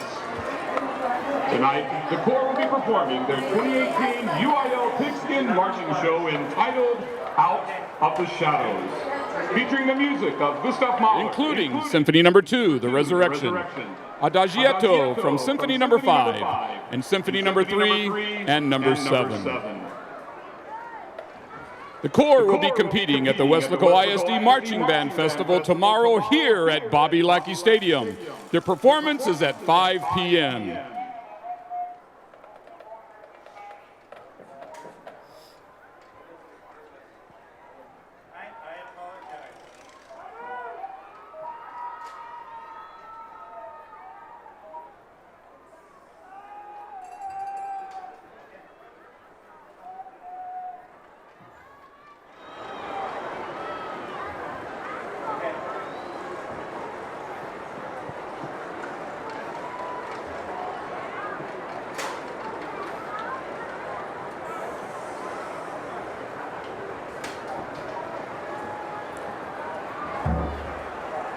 And now, ladies and gentlemen, the Panther Corps proudly presents Out of the Shadows.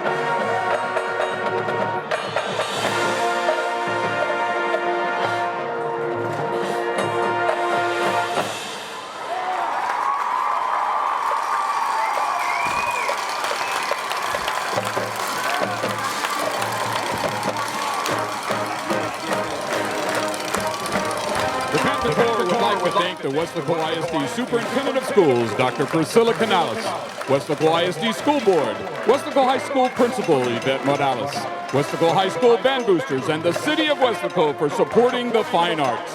Thank you, ladies and gentlemen, and go Panthers!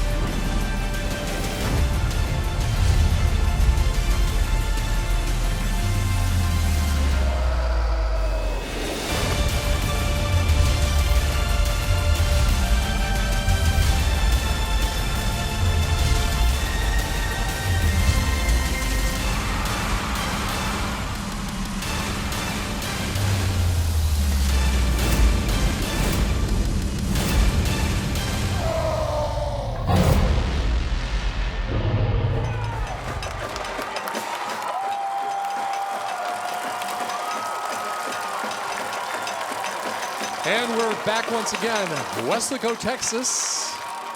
Along with Carlos Robledo, I'm Scott Harrison. A big district showdown in 31-6A. It is the home team, the Weslaco High School Panthers, taking on the Robert Vela Sabercats. We're at Bobby Lackey Stadium. And after one half of play, it is 7-0. And that is Weslaco over Robert Vela. Vela considered going into this game the #1 team in the Rio Grande Valley. Vela, depending which survey you look at, ranked 3rd or 4th. Both teams undefeated coming into the game. Vela, having played one more game, they are 6-0 on the season, 2-0 in district. Meanwhile, the Panthers are 5-0 overall and 1-0 in district, and only one touchdown in the game. That came on the opening drive, and it was Weslaco getting the ball after Vela deferred the second half. Of course, yes, they will get the kickoff in just a moment. And it was Jacob Cavazos, the quarterback, on a keeper going about 14, 15 yards for the touchdown.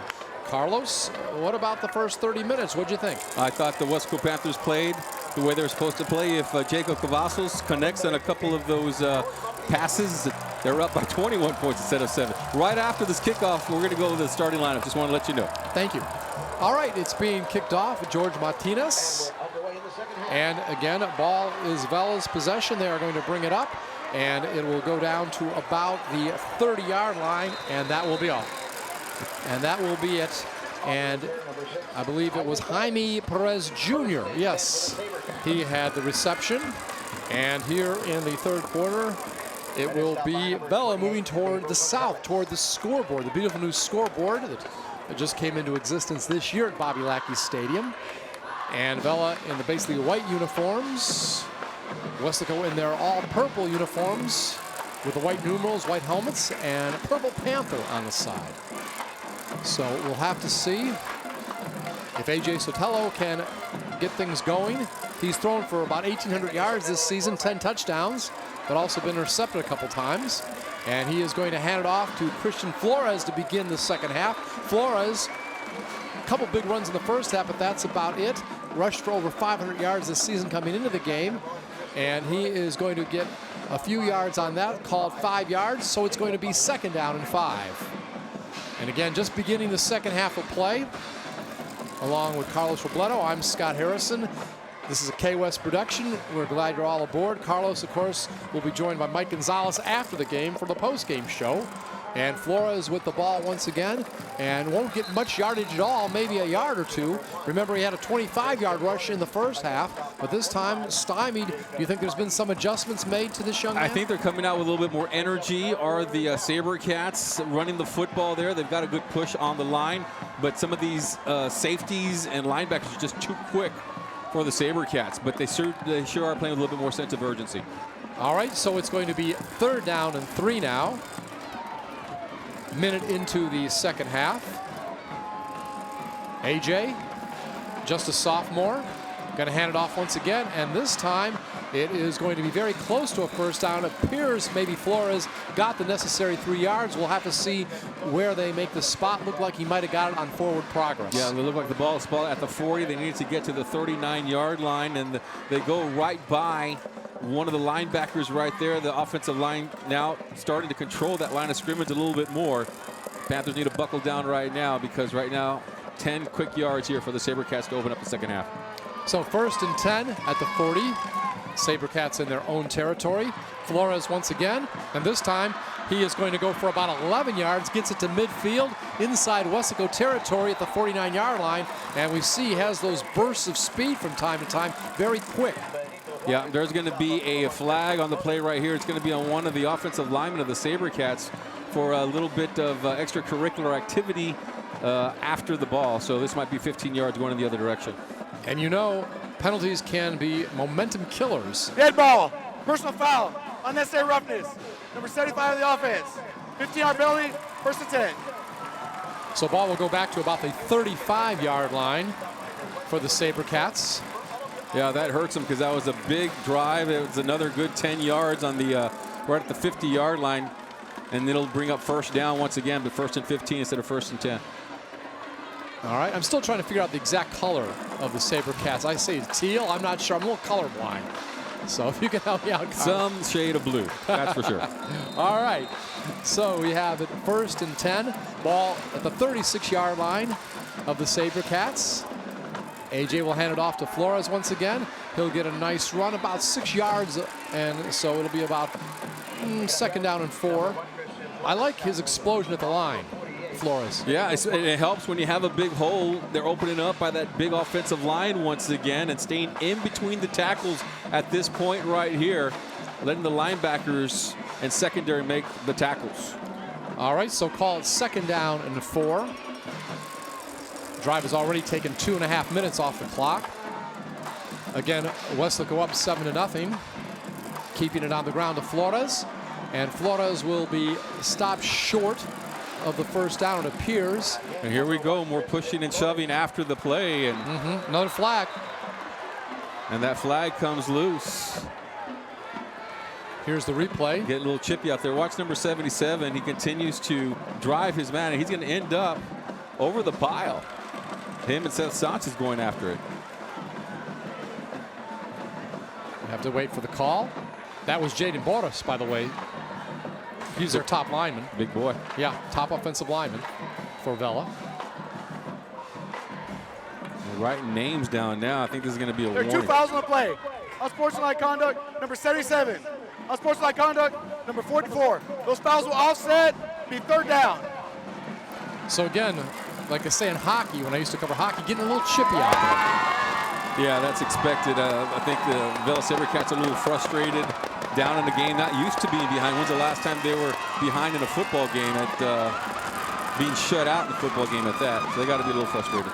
3rd down and 1. Ball at the 45-yard line of Vela. You can see all the students with their spirit sticks out there. And again, it looked like there was some kind of motion there. Yeah, it's going to go against the offense. Moving back another 5 yards. All right. As we mentioned, the offensive line is known as the trench crew. People like, well, we'll wait till the official makes the call here, but a lot of good players on that line, including Sebastian Garza, Tyler Bailey, Jorge Hinosa. Offsides, number 94, 5-yard penalty, 1st down. Yeah, they're going to say the Panthers moved a little bit too early on that particular play. We've already mentioned Jaden Boros, David Carrion. Those are some of the offensive linemen that make up the trench crew for the SaberCats. So the ball is at midfield now, and it is going to be 1st down and 10 for the SaberCats. Once again, Flores with it, and he is going to get about 7 yards. Yeah, good job by Flores right there, dancing around, waiting for the hole to open up. It wasn't quite clear on that one, but because he was patient, is able to finally get it to that left-hand side. As you watch him right here, duck in, duck out, and then he gets his yards off of that. Sam Pettis making the tackle downfield. All right, so we are going to call it gain of 6, 2nd down and 4. Ball at the 44-yard line of Weslaco. Flores this time, my goodness! He is nailed in the backfield, and that was Samuel Perez. Sam Pettis attacked the guard on that play right there. He took him back, and he was able to bring down the running back. I have not seen this type of play, except by maybe, Warren Sapp in the NFL. What a tremendous play by Sam Pettis. I have seen Warren Sapp before. I've stood next to him. He does look like Sapp a lot, his physique. Wow, and what a big play right there with 2nd down. Now it's 3rd and 8. Great play by Sam Pettis. And sorry to jump over you when you're doing your play-by-play. No, that's fine. that was a great play. It was worth it. 3rd down and 8. So that's where it is after the loss. Ball at the 48-yard line. And going back is AJ, and he is going to be tackled from behind by Sanchez. Flag right here at the 50-yard line. Sanchez happy for the moment, at least, we see. They get the sack. They've been putting pressure on the quarterback of the SaberCats all game long. See what the call is here. Looks like it's going to go against the SaberCats. Outside. Number 8 of the defense. 5-yard penalty, 3rd down. Okay, and that would have been Sanchez's 2nd sack of the season, but it's for naught.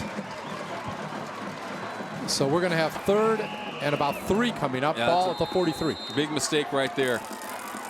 Big mistake right there, and unforced error. Give the SaberCats another opportunity at this. That would have been 4th and punt. Especially when you got a guy like Flores who can pick up 3 or 4 yards very easily. It's a tough situation to be in. Again, Panthers up 7-0. Scored on the opening series. And Flores gets the ball as expected, and he's going to get down near the 32-yard line, so he picks up 11 on the play. Yeah, and there you go. That's the result of that penalty right there. They exploded right there. Looked like he was shot out of a cannon because he had a huge hole to that left-hand side. They liked that left-hand side, and he's able to get into the secondary and pick up a 1st down. All right. So the ball will be down around the 33-yard line in Weslaco territory. Coming out of the game was that was Christian Flores. I'm sorry. Now Flores getting a breather. Yeah. So he deserves it. Been carrying the load so far on this drive. Have to see who they use now. And the ball is going to get down to about the 26-yard line. So nice run on that play. And that is Kevin McKinney. And McKinney is no stranger to the backfield. He has rushed the ball a little bit this year for them. Exclusively going to the left-hand side once again. The SaberCats, another 5-yard carry. Right. McKinney this year, 26 carries for 178 yards and a touchdown. So he is, again, familiar with carrying the ball. 2nd down and 4. Ball at the 26-yard line.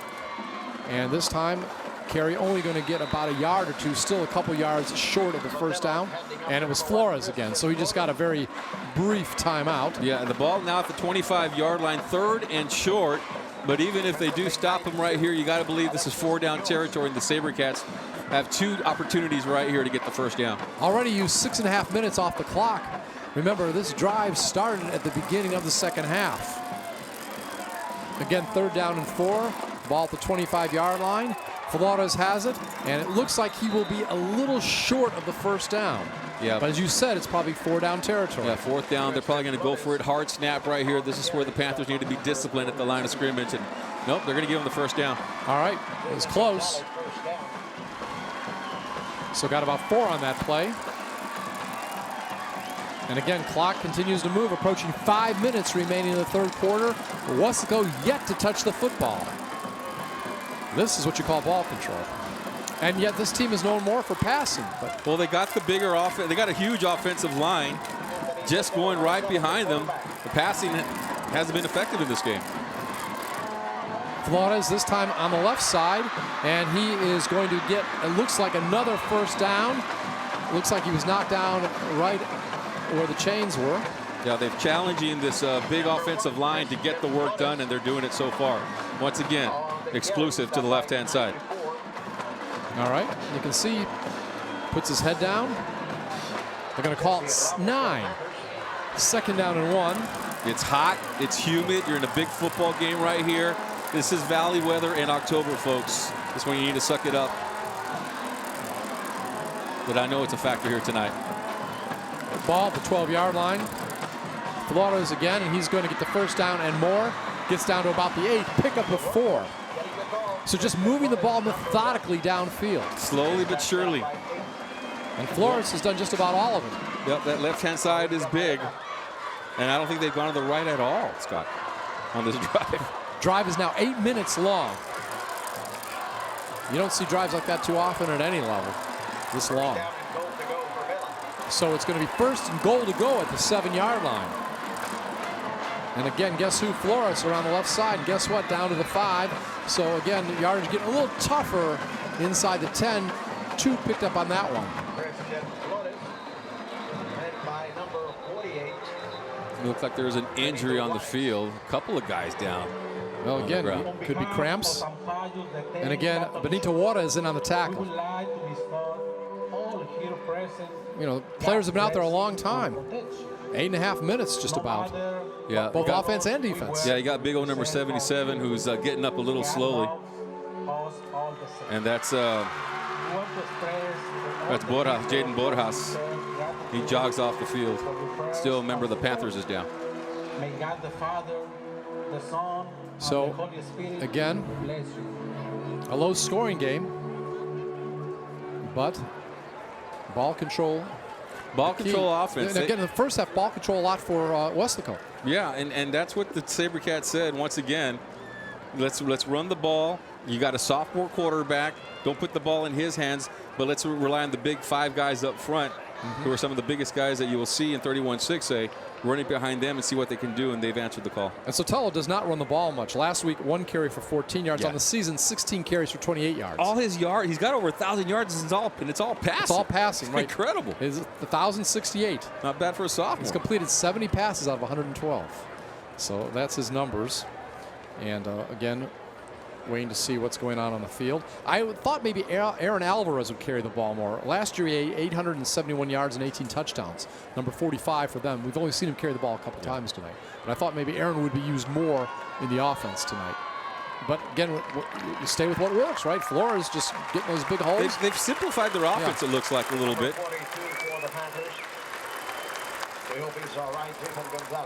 42, that is Jason Gonzalez coming off the field slowly. So again, we wish the best for that young man as he comes off. Doing a good job on defense this season.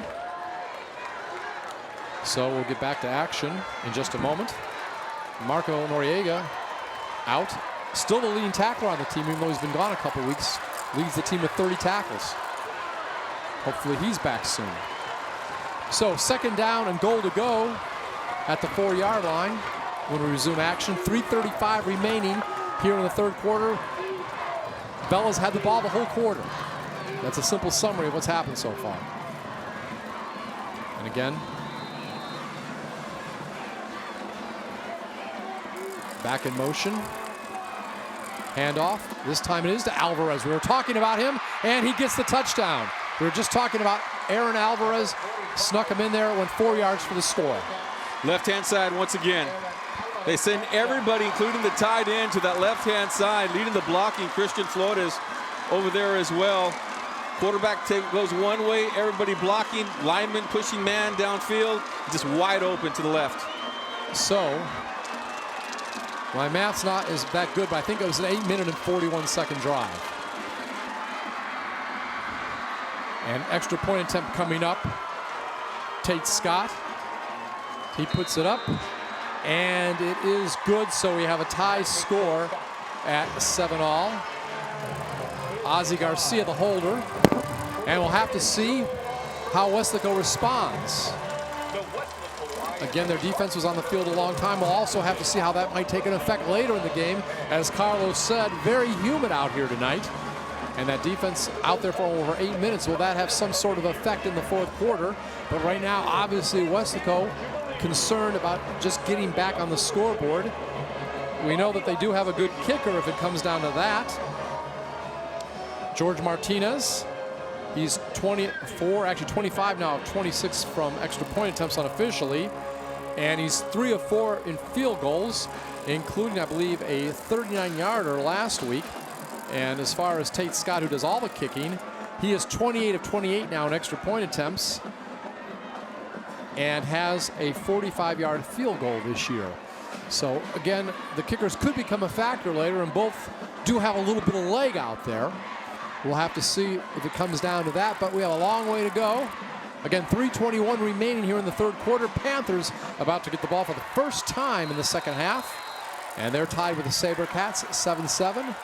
Vela versus Weslaco, and Tate Scott about to kick off at his own 40-yard line. Ball goes back, and it is going to be touchdown, and we are going to take a break here for a second.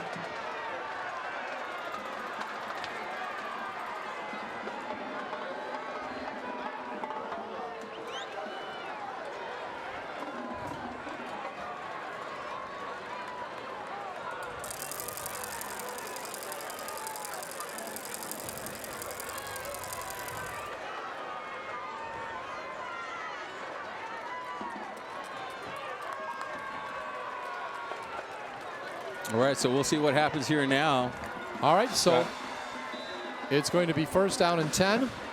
3:15 remaining here in the third quarter. Ball at the 20-yard line. Again, first time for Jacob Cavazos to bring his offense out here in the second half. Peyton Knab in the backfield with him. And he will give it off to Peyton. And Peyton looks like he is horse-collared, brought down by the face mask. So that's going to be a quick 15 in favor of Weslaco. Yeah, nearly ripped off his helmet. I think they did rip off his helmet. It comes off. And that's going to be a 15-yard personal foul penalty.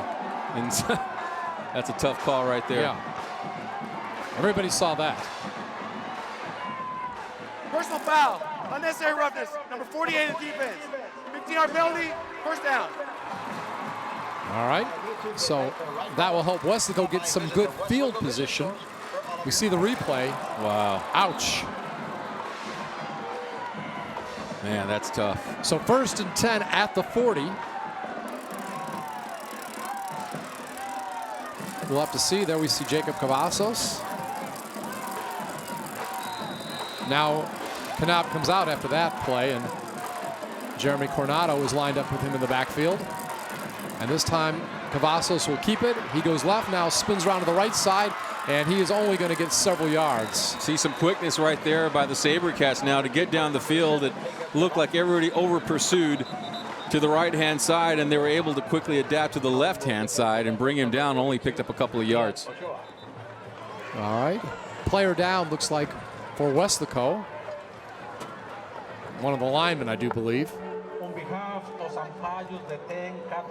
And they will take a look at the young man. Could cramps be a problem now, Carlos? It could at this part of the season. You don't want to see that as a coach, but it is hot and humid. Not a lot of wind out there as well. So they've lost a lot of water. I guess everybody's watching this game has lost a lot of water, but even more for the players. And it could be an issue right now. And last night, our opponent that's coming up next week, Donna North, they lost to Edinburg Economides by the score of 42-0.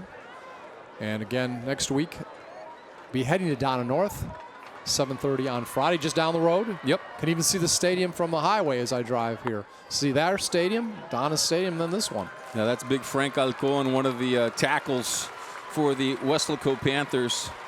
You're going to have to sit out of the game. He comes up a little banged up. He's been a little bit banged up throughout the season. And he's coming off very, very gingerly on that right knee over there. Obviously, we wish the best for the young man. And when we resume play, it will be a second down and 7. Panthers have the ball at their own 43-yard line, moving toward the north end zone, away from the scoreboard. 2:48 remaining here in the third quarter. Cavazos still has Coronado in there. Let's hope nothing happened to Peyton Knab when he had that tackle, brought down by his helmet. He still hasn't come back in the game.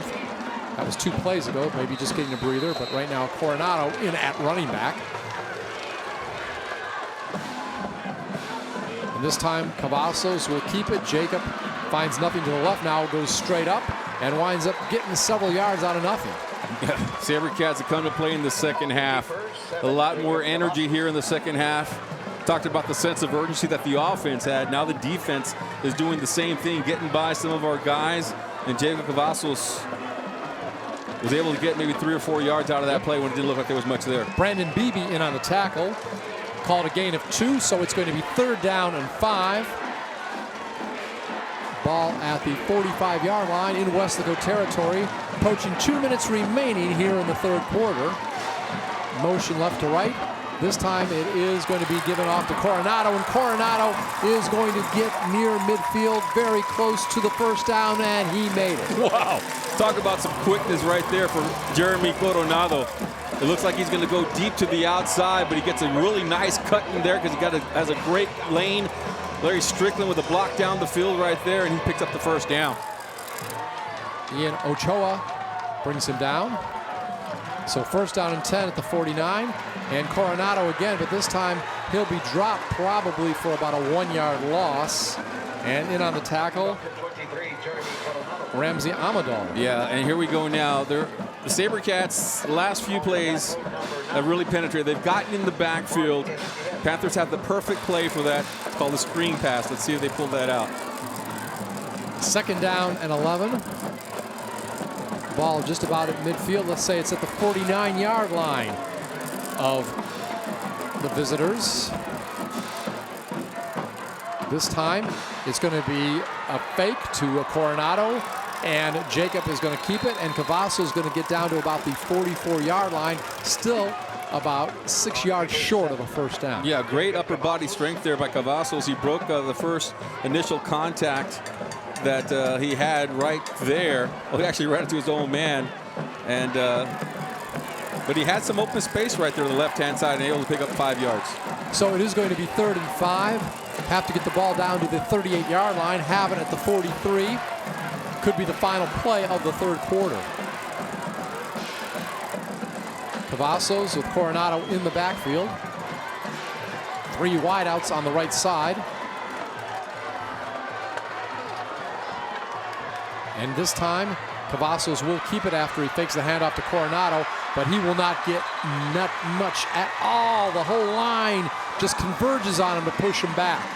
Good surge by the defensive line. Yeah, they keyed on Cavazos all the way on that play, and Cavazos was pushed back. And here we go into the 4th quarter. Yep, and it's going to be 4th and 5, and the SaberCats get the only points on the Alvarez run inside the 10-yard line. And they had the ball on that drive for over 8 minutes. And now we're trying to see whether Westco can come back and counter that. That's a summary basically of the whole 3rd quarter. Again, a drive of about 8:31, something like that, by the SaberCats. Winds up an Alvarez rushing touchdown. And now here comes Weslaco. Their biggest play on the drive was the opening play where there was a personal foul when Kanab was grabbed by the face mask. And that moved the ball up 15 yards. And Kanab has not come back in, so let's hope he's all right. Yeah, they're battling with some injuries now. One on offense, one on defense, and offensive line. And defensive linebacker as well. So Panthers need to heal up and play some defense now because the SaberCats going to get the ball. All right. So, again, 12 minutes each quarter at the high school level. And it will be Jacob Cavazos punting the ball near midfield toward the scoreboard side. Gets it off. Rugby-style kick. And it's going to be a fair catch at the 15-yard line. And there are flags after the fair catch by Daniel Enriquez. So we'll have to see what the penalty is. Officials come down the field. Yeah, didn't give enough room. Panthers had one of those, and now it's the other side. Got to give them opportunity to catch the ball.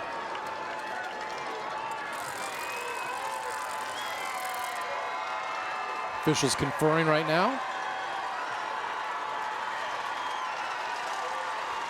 Coach Salinas questioning the referee before he makes the call. 14 of the kicking team. 15-yard penalty for the other run, first down. So that obviously is going to help the field position for Vela, just like on the last series. It helped Weslaco have good field position.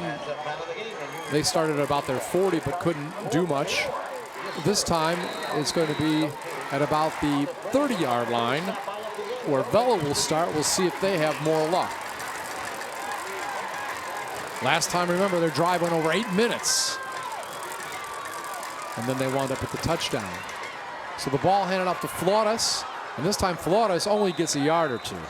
Nice stop over there on the left side of the defensive line. You got to check to see what kind of adjustments now that the Panthers made, because the last time out, SaberCats took it all the way down the field, running exclusively. I don't think there was any passing on that last drive, and so you got to make those adjustments here. Big Sam Pettis and the other defensive lineman going to have to try to make that stop, some of those stops in the trenches. Yeah, last drive, Flores had it for every carry, except McKinney had it once, and then Alvarez had it for the touchdown run.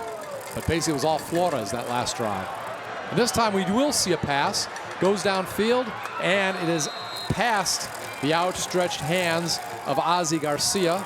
And back on defense that time, we see it was Jaden Knab, the brother of Peyton. Yeah, this is going to be offside, so against the Panthers. Number 44 of the defense. 5-yard penalty, second down. Got to stay disciplined, defensive line. So already on this drive, 2 penalties against Weslaco. Has Vela moving up the field. They're already up to their own 39-yard line. First, and actually second down and 2. Second down and 2. And they're going to run the ball right here. It's second and short. They've been running the football. That's what they did in the entire second half. Look for them to come running down your throat once again. They go 77 and 72. Look at those guys right there. Sotelo calling out the signals. Drops back to pass a few steps. Has a receiver open for a moment, but can't get there. And it was Knab on the defense. It was Justin Cantu. Surprised they passed it right there, but you know, they come back on third and short. He had a man open, did Sotelo. Just a little overthrown. I thought the receiver might have had enough speed to catch up to that one. But why not? Take a shot, then you come back and it's third and short and go behind your big boys. 3rd and 2. You're talking about 72. That's Jorge Hinosa. And 77, Jaden Boras. We've talked about those guys a lot tonight, especially Boras. 3rd down and 2. He's the leader of that offensive line. So here's the ball handed off. No, fake. And pass is incomplete. And it was intended that time for Daniel Enriquez, but couldn't reach it. Yeah, I don't know if he rushed it a little bit or something, but he pulled up quickly. And I don't know why they didn't run the football. Now it's 4th down. He did have the open man, but it looked like he just rushed it a little bit. And now I don't know if they're punting or not. And he was guarded that time by Axel Camarena. We'll have to see if the punt's coming up. Again, 4th and 2. Ball at the 39-yard line in the territory of the SaberCats. Have to get it to their own 41. Number 19 is the punter, Tate Scott. Tate Scott will punt the ball from his own 30. Gets it off cleanly, no pressure. And with it, calling for the fair catch, Jaden Cavazos. So, for the second time here in the second half, it's going to be Weslaco with an opportunity to break this tie with 10:43 remaining in regulation. And again, remember, Weslaco hasn't scored since their opening possession of the game. Good crowd here tonight for both sides. Vela traveling very well, and obviously Panther supporters coming out to support the home team. So the ball is at the 29-yard line, 1st and 10. Cavazos dropping back, passes to his right side, and going to pick up just a yard or 2 on the reception that time by Jay Granados. Not much gain. Maybe a pickup of 3, which will make it 2nd down and 7. Have to get the ball to the 39-yard line. You can see how he was brought down quickly. Cavazos brings his team to the line. And it's good to see that Peyton Knab is back in there. Remember, brought down by the face mask on the last series, did not play any more downs on that series, but he is back in again. And this time he actually will get the ball. He's going to go around the left side, and he is going to get down to about the 37-yard line, maybe within 2 or 3 yards of a first down. So it makes it third and manageable. You can see Knab almost got tackled after about no gain by Kobe Gibson, but managed to keep moving. And it's now going to be 3rd and 3, so give him a gain of 5 on the play. Under 10 minutes now remaining, 9:52 here in the 4th quarter. And this time, Jacob Cavasso keeps it, spins around the backfield, nothing doing, and he's going to be tackled for a loss. Good defensive work on that play. Chris Ramos, junior defensive lineman, in on the tackle. So we'll say a loss of 2 on the play, and it is going to be 4th and 5. And being back in their own territory and with a tie score, you've got to believe, with this much time left on the clock, that Weslaco is going to punt the ball. We see the cheerleaders supplying the spirit here tonight for this great crowd. And again, Cavazos punts it. And the ball will go out near the 39-yard line, out of bounds. So that is where Vela will start. 1st and 10 in their own territory. And I think we heard earlier tonight that Vela has not lost a district game in 27, something like that. Obviously, they lost in the 3rd round of the playoffs last year, went 12-1. But they have an amazing streak of victory going. A lot done by the current coach here for Weslaco. Michael Salinas was the coach of Vela before coming here last year and has done a nice job turning the Weslaco program around. Sotelo, A.J. Sotelo at quarterback, and he is going to hand it off, and it'll be a several-yard gain that time up the middle.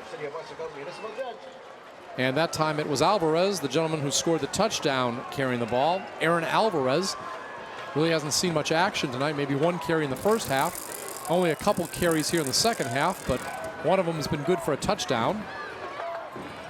And actually, I believe it was Flores that time. I believe they actually carried it. My correction here. So it's going to be 2nd down and 6, gain of 4. And this time, Sotelo will drop back to pass and gets a first down and some. Gets about a 10-yard gain as he gets it to Daniel Enriquez. He has not done much tonight as far as receptions. Remember the last game, he had 3 receptions, all for touchdowns. Had well over 100 yards in receptions, I think 153 just in the first half on those 3 touchdown receptions. Not done much tonight. Still, that was good for a first down. So it's 1st down and 10. Ball at the 45-yard line of Weslaco. 8:41 remaining here in regulation. Flores will get the ball again, and this time he is going to get 6 or 7 yards. And he's got to have a great average per carry, the way that he can just go ahead and pick up yardage and make it always manageable on 2nd and 3rd downs for his team. You can see right here, obviously a lot of it has to do with blocking on the line. He finds the holes and makes the most of them. We'll call it a gain of 6, so it's going to be 2nd down and 4. Very festive crowd here tonight. Ball is over at the 39-yard line in Weslaco territory. And signals being called out. This time a new running back, and he's going to get a first down, and he's going to get down to about the 25, 24-yard line. So nice gain on that play of about 16 yards, and that was Kevin McKinney. He only has, I believe, 1 carry in the game, but he also making the most of his opportunities on his 2nd carry.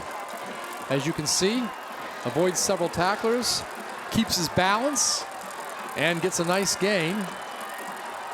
Remember the long drive in the 3rd quarter, lots of rushing took over 8 minutes off the clock and resulted in the only touchdown of the game for Vela. This time McKinney again, but he is only going to get a couple yards. Sanchez in there to make the stop. We can see on the replay, McKinney going up, and Sanchez says, stands him up and pushes him back. So we are going to call it no gain. 2nd down and 10. Clock running.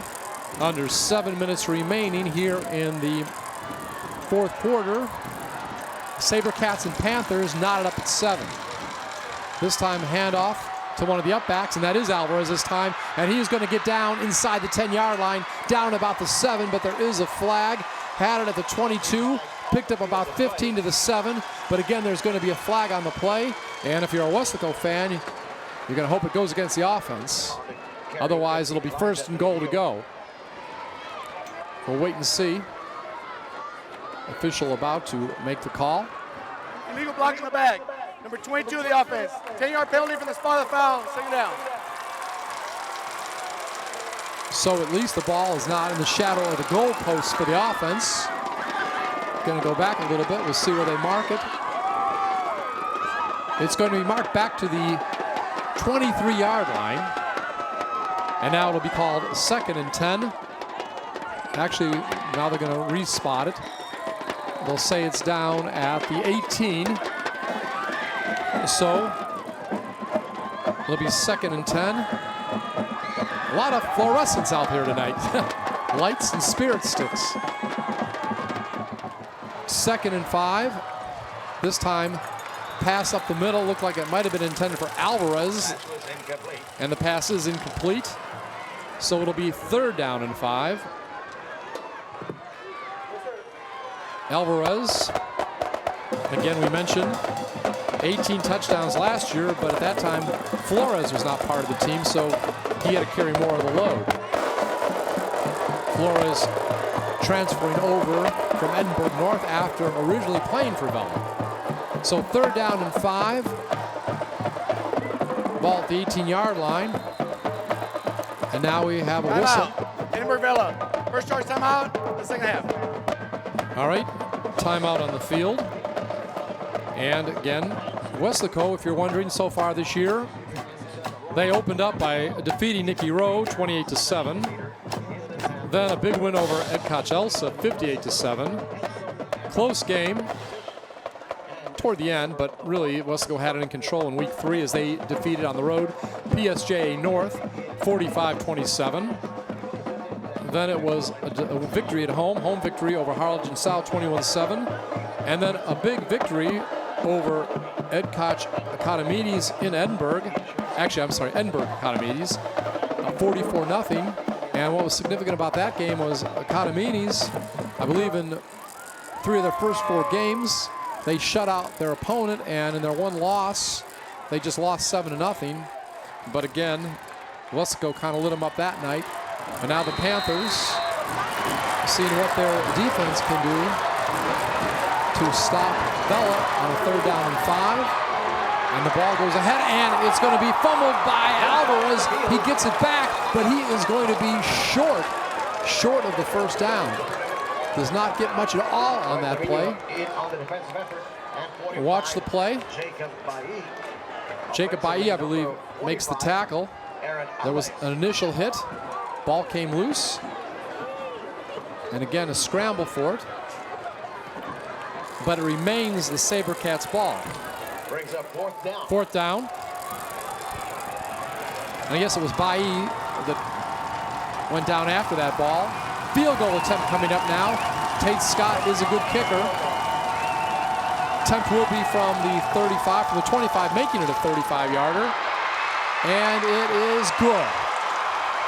35-yard field goal by Tate Scott. I think that was for the Weslaco Panthers. Roy Trevino almost got a hand on that one. Outstretched, nearly was able to block it. Not close enough, though, and the ball goes through. Money kick there for the Vela SaberCats, but still plenty of time with 5:32 remaining in the game for the Weslaco Panthers. Well, Scott now has made 3 of 4 field goal attempts this year, and he has a long one of 45 yards, so that was very makeable for him. And overall, I believe now he has a total of 37 points on the season between extra points and field goals. He's actually perfect in extra point attempts, 28 of 28. So Sabercats ahead for the first time tonight with 5:32 remaining here in the fourth quarter as they take a 10-7 lead. You see George Martinez, he can kick a field goal of over 30 yards. So yeah. It may come down to him having to try to tie the game. Yeah, he hit, what, a 47-yarder, I believe, earlier this season at Economides. Hit a nice long one, which is a very nice weapon to have on special teams for the Westco Panthers, so they, too, can make some field goals. And I thought the defense did an outstanding job there to hold them to just 3 points. Yes, they did. So Scott will kick off from his own 40-yard line toward the north end zone, away from the scoreboard. Kick goes up and is picked up and taken by Jaden Cavazos, and Jaden breaks a couple tackles, and he'll get down to about the 36-yard line. All right, so let us see what the Panthers could do. Penalty, all right. By the way, Jaden Cavazos, no relation to Jacob, if you were wondering. So we'll have to see what the penalty is. Holding, number 16 of the return team. 10-yard penalty for the spot of the foul. First down. So Weslaco moving backwards to begin this drive. But again, they can move quickly. We've seen it many times this season. And 5 minutes is still a lot of time left to do something. The offense has not been able to move the ball as easily, I should say, against the Vela Sabercats here in the second half. But now is where you got to trust your coaches and trust their plays. And if any time, you know, after you've seen this defense and what they can do a couple of times, now let's see what kind of adjustments the Panthers have made. Well, considering this team, Vela scored at least 34 against everybody else this year.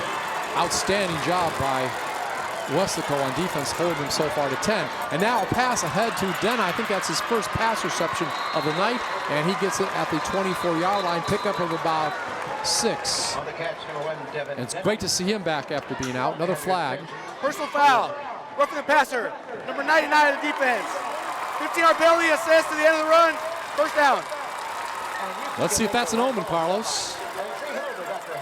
Going to put some good field position there for Weslaco. Yeah, you watch the end of the play, and the catch was made. You don't stay, they stay with him, but off camera, they roughed Jacob Cavazos just a little bit too aggressive. All right. So it's going to be 1st and 10, clock running, approaching 5 minutes remaining in regulation. And the ball is at the 40-yard line of Weslaco. We've got slots on each side. This time, though, it's going to be handed off, and it's going to be a big loss of 3 yards as the running back, Coronado, does not get anything. Yeah, that's going to be that big old defensive end, Randon Beebe, coming up for the Sabercats, able to make some penetration, get in the backfield in a hurry, and just smother Coronado. 2nd down and 13. Ball back at the 37-yard line. Cavazos, some pressure, gets it off, it's tipped. Oh my goodness. Denna goes off his fingers and almost is picked off that time by Luis Gutierrez. Yeah, it looked like Denna had a second opportunity to make the catch there. Let's watch this again. Gonna bounce once up high. Denna tries to make the catch. On the 3rd bounce, Harmley falls to the ground, but now it's a big play right here with under 4:30 left in the game. Brian Farias was the defender, and there is a whistle prior to the snap. Timeout. Edinburg Vela. Second charge timeout of the second half. All right, if you're the coach, I used to always ask this to Clay when he was working with me. If you're the coach right now, what are you talking about with your team? Protection. You got to give, you know, it's 3rd and long, and you're going to throw the ball down the field. To get that first down, you need 12, 13 yards. You got to give Jacob a little bit of time and try to put the ball in the hands of Jaden Cavazos. Jaden can make the catch and he can make the run. He can get those 12 yards that they need. Yeah, Jaden, one of the top receivers, one of the top 5 receivers here in the Valley. So definitely, this is somebody, like you mentioned, you want to get the ball to. I should say Jaden from Jacob. So far, Jaden, he has, I believe, over 20 catches for 277 yards and 4 touchdowns. In the last game, he had 3 catches for 43 yards and a touchdown. So Jacob has the ball. He scoots over to the right. Now he's going to keep it, and he takes a hit, spins around, goes down near the 39-yard line. But initial hit that slowed him down out there was by Richard Campos. Yeah. Vela's just outplaying the Panthers right now. There's really... Here's the replay, watch it. Yep, getting by. The pressure came in immediately, and he had to scramble to the right. And from there, he didn't want to throw an interception. He had to eat it. Put your defense back on the field and try to keep us in the game. Still only down by 3 points. 4th and 11. Clock running. 3:50 remaining here in the 4th quarter. And it is Cavazos punting the ball from about the 35. And it will bounce and be down around the 25-yard line in Vela territory. All right, so here we go. Vela fans fired up. Panther fans got to cheer on their defense now. They got the dance cam going on the football field right now. But Panther fans, Panther defense, you know, at this point of the game, 3:30, what are they going to do? They're going to come at you. They're going to run. They're going to run. They're going to run. They're going to try to kill that clock. So the Panthers, what they usually do at this point, you know, you got to buckle down, try to force a turnover. And of course, that line is just so good at Vela. It's a really good offensive line. So it's Westco has their work cut out, but we've seen them come through so many times this year. Just another challenge. And the ball is going to be carried, and this time it's going to go to the 40. This is a different quarterback. 50, 45, 40, 30, 20, 15, 10, 5, and it is a touchdown, and that was Daniel Enriquez, who was lined up in the quarterback position. Yeah, it came out of the Wildcat, takes off down the field. That's that football player we were talking about. Came up with the biggest play of the game right there. How long was that? But I'm going to say about 75 yards. Yeah, I did see where the ball was spotted. I think it's about 75 yards. And again, big play. Yeah, 75 yards. You see him, the Wildcat. He gets it. And then it's off to the races. Yeah, so much speed. He just needed a little bit of a lane. And once he gets to that outside, he's gone to the races. And he's got a lot of speed. You talked about in the pregame what an all-purpose player he is, and you were not lying.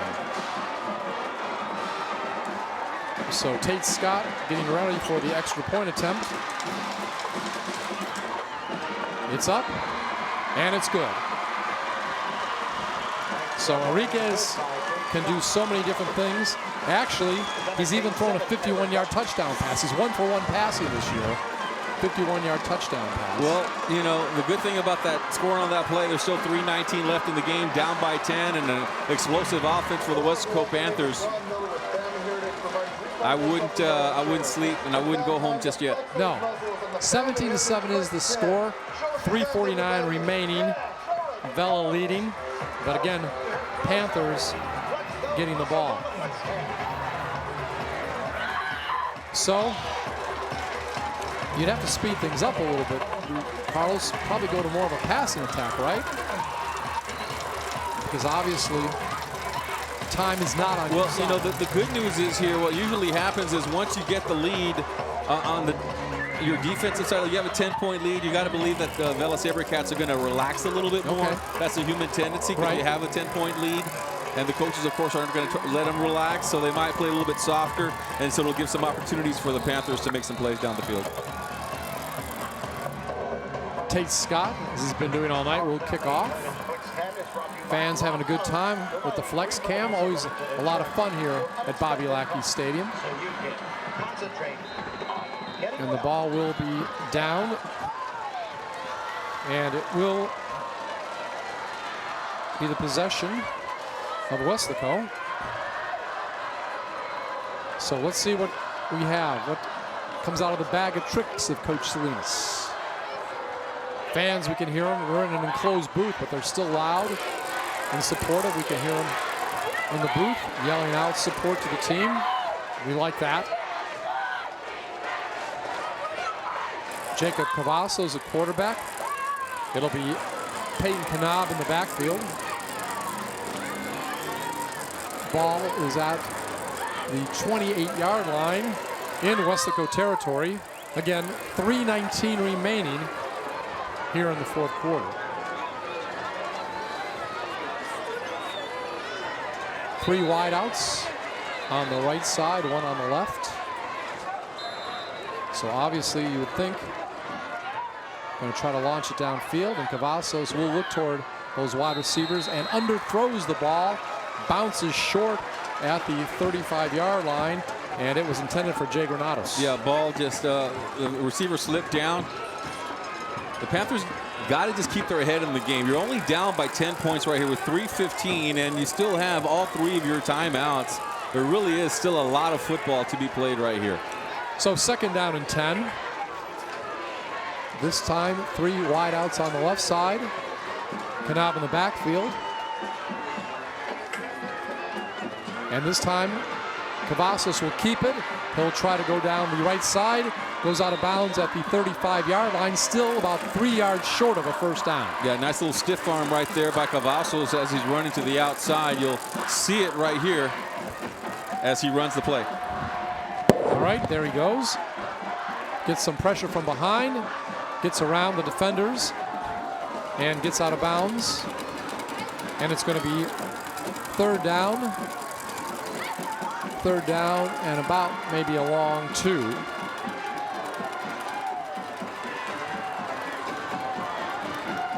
Cavazos has it, quick pass, lateral, and it goes over to Jaden Cavazos.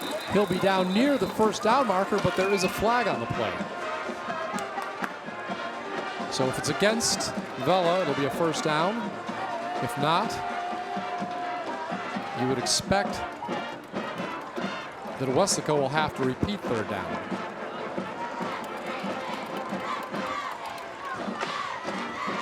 Officials have not moved the ball yet.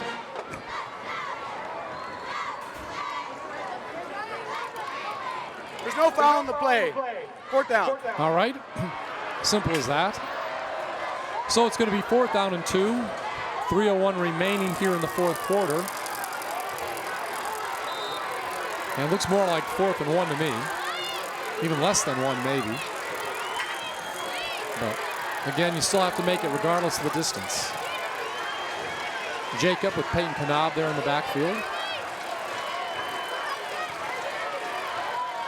Clock running now. Gets the ball, he'll keep it. And he is going to be stopped short of the first down, but I wonder if someone grabbed his face mask. There are flags on the play coming in from various officials.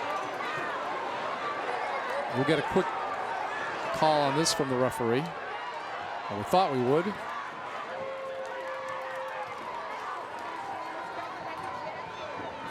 We have flagrant personal foul. Face mask, number 48 of defense. 15-yard penalty, automatic first down, and number 48 has been disqualified.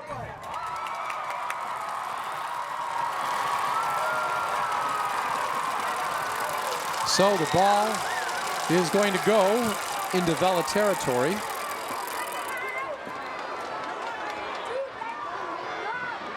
We'll see the play again. You can see the face mask grabbed right there. Sergio Caracelis, one of the top defensive linemen, doing a no-no there. So it's going to be first and 10. Cavasso keeps it, and he is going to run up the middle down near the 40-yard line. And that'll be close to a first down, but not quite. Clock continues to run. 2:18, gain of 8 on the play. You can see his good foot movement. Changes direction, and then powers up, puts a shoulder in even.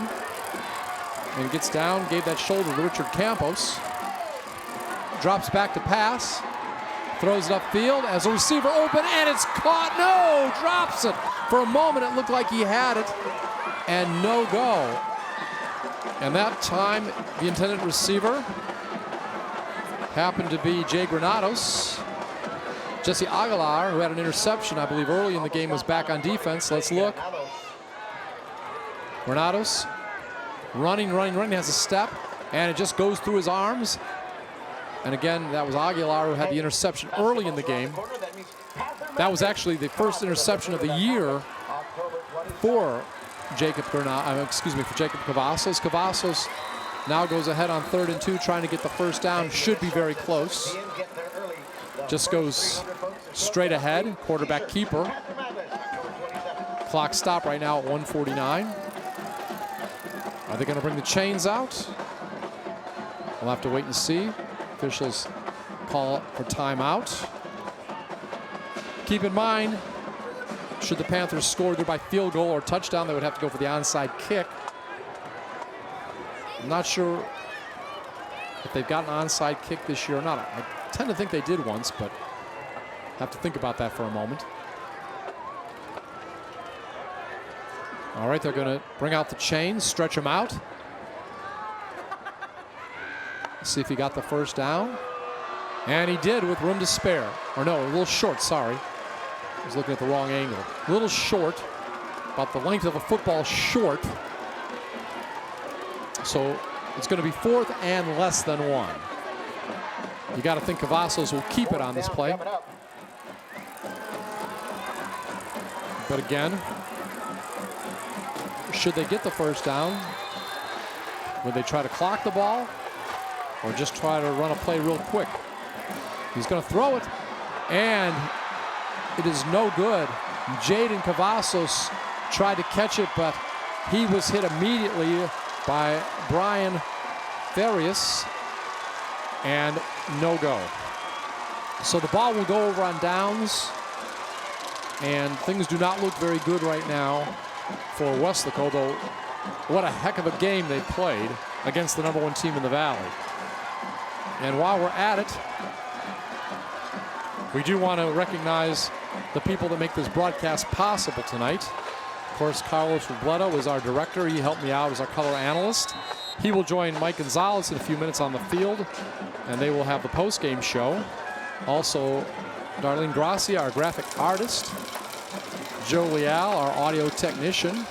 And again, the Wildcat, Daniel Enriquez has it, but this time he is going to be backfield, and he is going to have a loss on the play. Timeout. Let's go high. Jake Espinoza on the tackle. And also we see Mario Palacios, instant replay. Some of our videographers, Don Ramirez, Val Zamora, Vinny Berry, all do a great job. You see the great pictures. Well, these guys working hard to make that possible for you. Back at the station, we have Mina Garcia, takes care of a lot of the paperwork, gets our rosters together. We appreciate everything she does. Also Armadeus Baronis, videographer. And last but not least, the man with the plan, directing all this, making this all come together. Our hats off to Mike Palacios, our chief videographer, director tonight. Thanks for another great job from you and your whole K-West staff, making even me look and sound good, which I can tell you is a heck of a job. All right, let's see what happens here. Again, Enriquez will keep the ball. He had a 3-yard loss on the last play. This time he's going to get a gain. He'll get past the line of scrimmage, maybe get about 7 more. So picks up of about 10 from that play. And defensively, coming in on a tackle. Let's go high. Jathan Gonzalez. And again, Weslaco using their timeouts. No use saving them. Might as well use them, and you never know. Could be a fumble, could be a bad snap, turnover, get the ball back and see what you can do with it. So, again, whatever happens tonight, though, our hats off again to Weslaco. And should they not be able to come back, Weslaco will drop to 5-1 overall and be 1-1 in district. And the Vela SaberCats will be 7-0, 3-0 in district. And looking at the schedule, I believe the SaberCats are off next week. Have a bye week. So it's going to be 3rd down and 5. Looked like Weslaco may have jumped off sides. No flag yet. Pass overthrown. And again, that would make it 4th down. But there was a penalty flag, all right. Let's see who it's against. Was Weslaco drawn off? Officials conferring right now. Maybe not real obvious who the penalty was against, but we'll know in a moment which team. There are 2 fouls in the play, both by the defense. Offsides, defense. It's a 5-yard penalty. Dead ball, personal foul, number 25 in the defense. That'll be a 15-yard penalty. Both fouls will be enforced in order of occurrence. Automatic 1st down. So, ball is going to now move into Weslaco territory. We'll see where they actually finally spot it. It's going to be inside the 40. Down to the 33-yard line. So it'll be 1st and 10 at the 33. A minute 19 remaining. SaberCats over the Panthers 17-7. Remember, SaberCats coming to this game pretty much everywhere ranked #1 in the Valley, Rio Grande Valley. Panthers in polls either ranked 3 or 4. And now going to the victory formation is the quarterback. Takes a knee. And that's AJ back in there again. Sotelo, AJ takes the knee. And I believe Weslaco is out of timeouts. So maybe just one more snap and this game will be over. But remember, the SaberCats had scored a minimum of 34 points against every opponent they faced so far this year. And for the Panthers to be ahead most of this game and hold the SaberCats to just 17 points, I think is quite an accomplishment and shows how this program has really turned around. I believe they only had Weslaco 3 wins last year, 3 or 4. So this is quite a turnaround, and this program just going to get better and better. And keep in mind, arguably the best defender out tonight for Weslaco, Marco Noriega, still the leading tackler coming into this game with 30. And now there will be no more snaps. The clock will wind down, and this game will be over. Final score, it will be the SaberCats of Robert Vela 17, the Weslaco Panthers 7. Carlos Robledo, thank him for being my color analyst tonight, filling in. And he'll get ready to do the post-game show along with Mike Gonzalez. This game tonight at Bobby Lackey Stadium in Weslaco, Texas. Next week, Panthers will be up the road just a little ways in Donna, going just west of here, next town over, and they'll be playing Friday 7:30 against Donna North. So again, I thank all the crew. Great crowd out here for both teams. And one more time, it was the SaberCats of Robert Vela over the Weslaco Panthers 17-7. I'm Scott Harrison, and this has been a K-West production.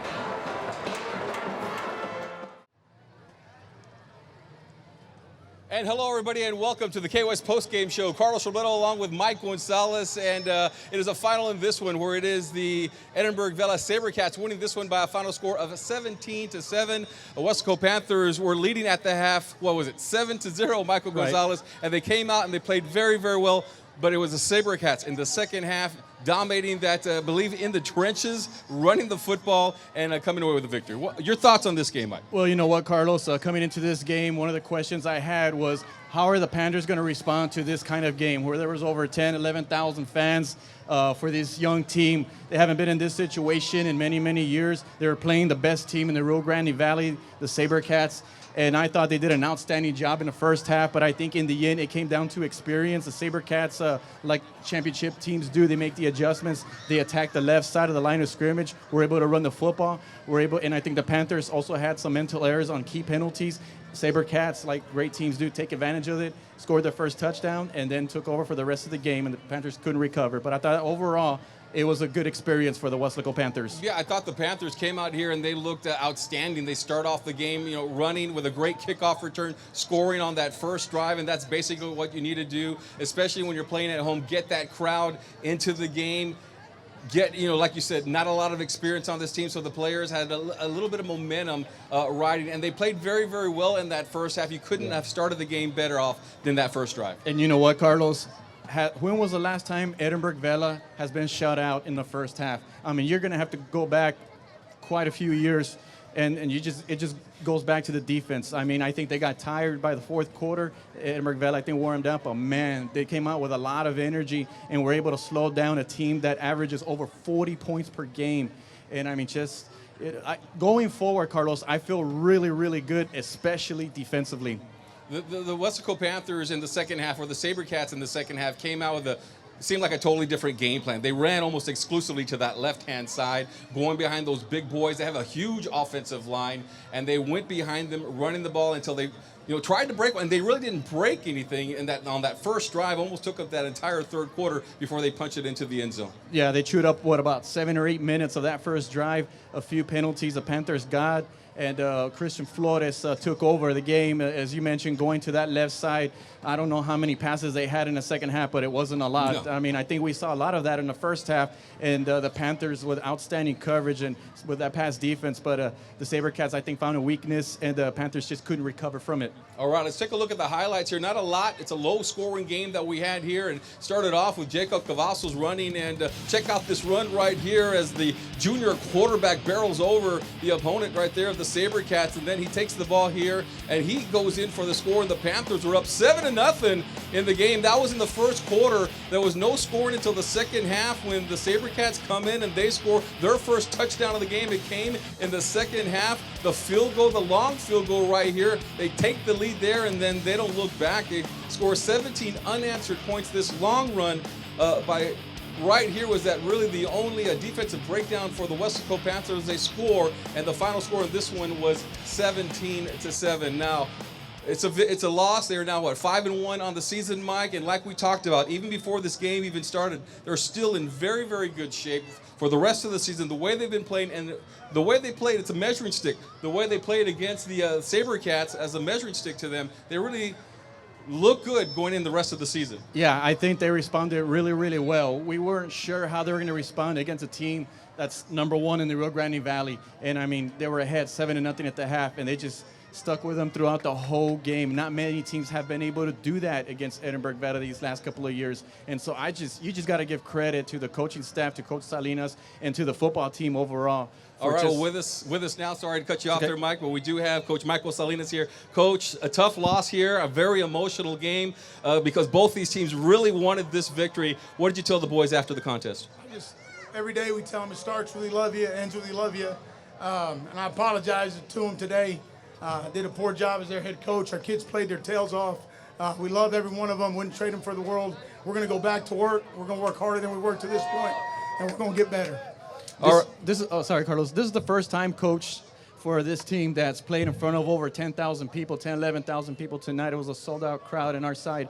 And I just want to get your take on how the team responded playing against a team like Edinburg Vela that's #1 in the Valley.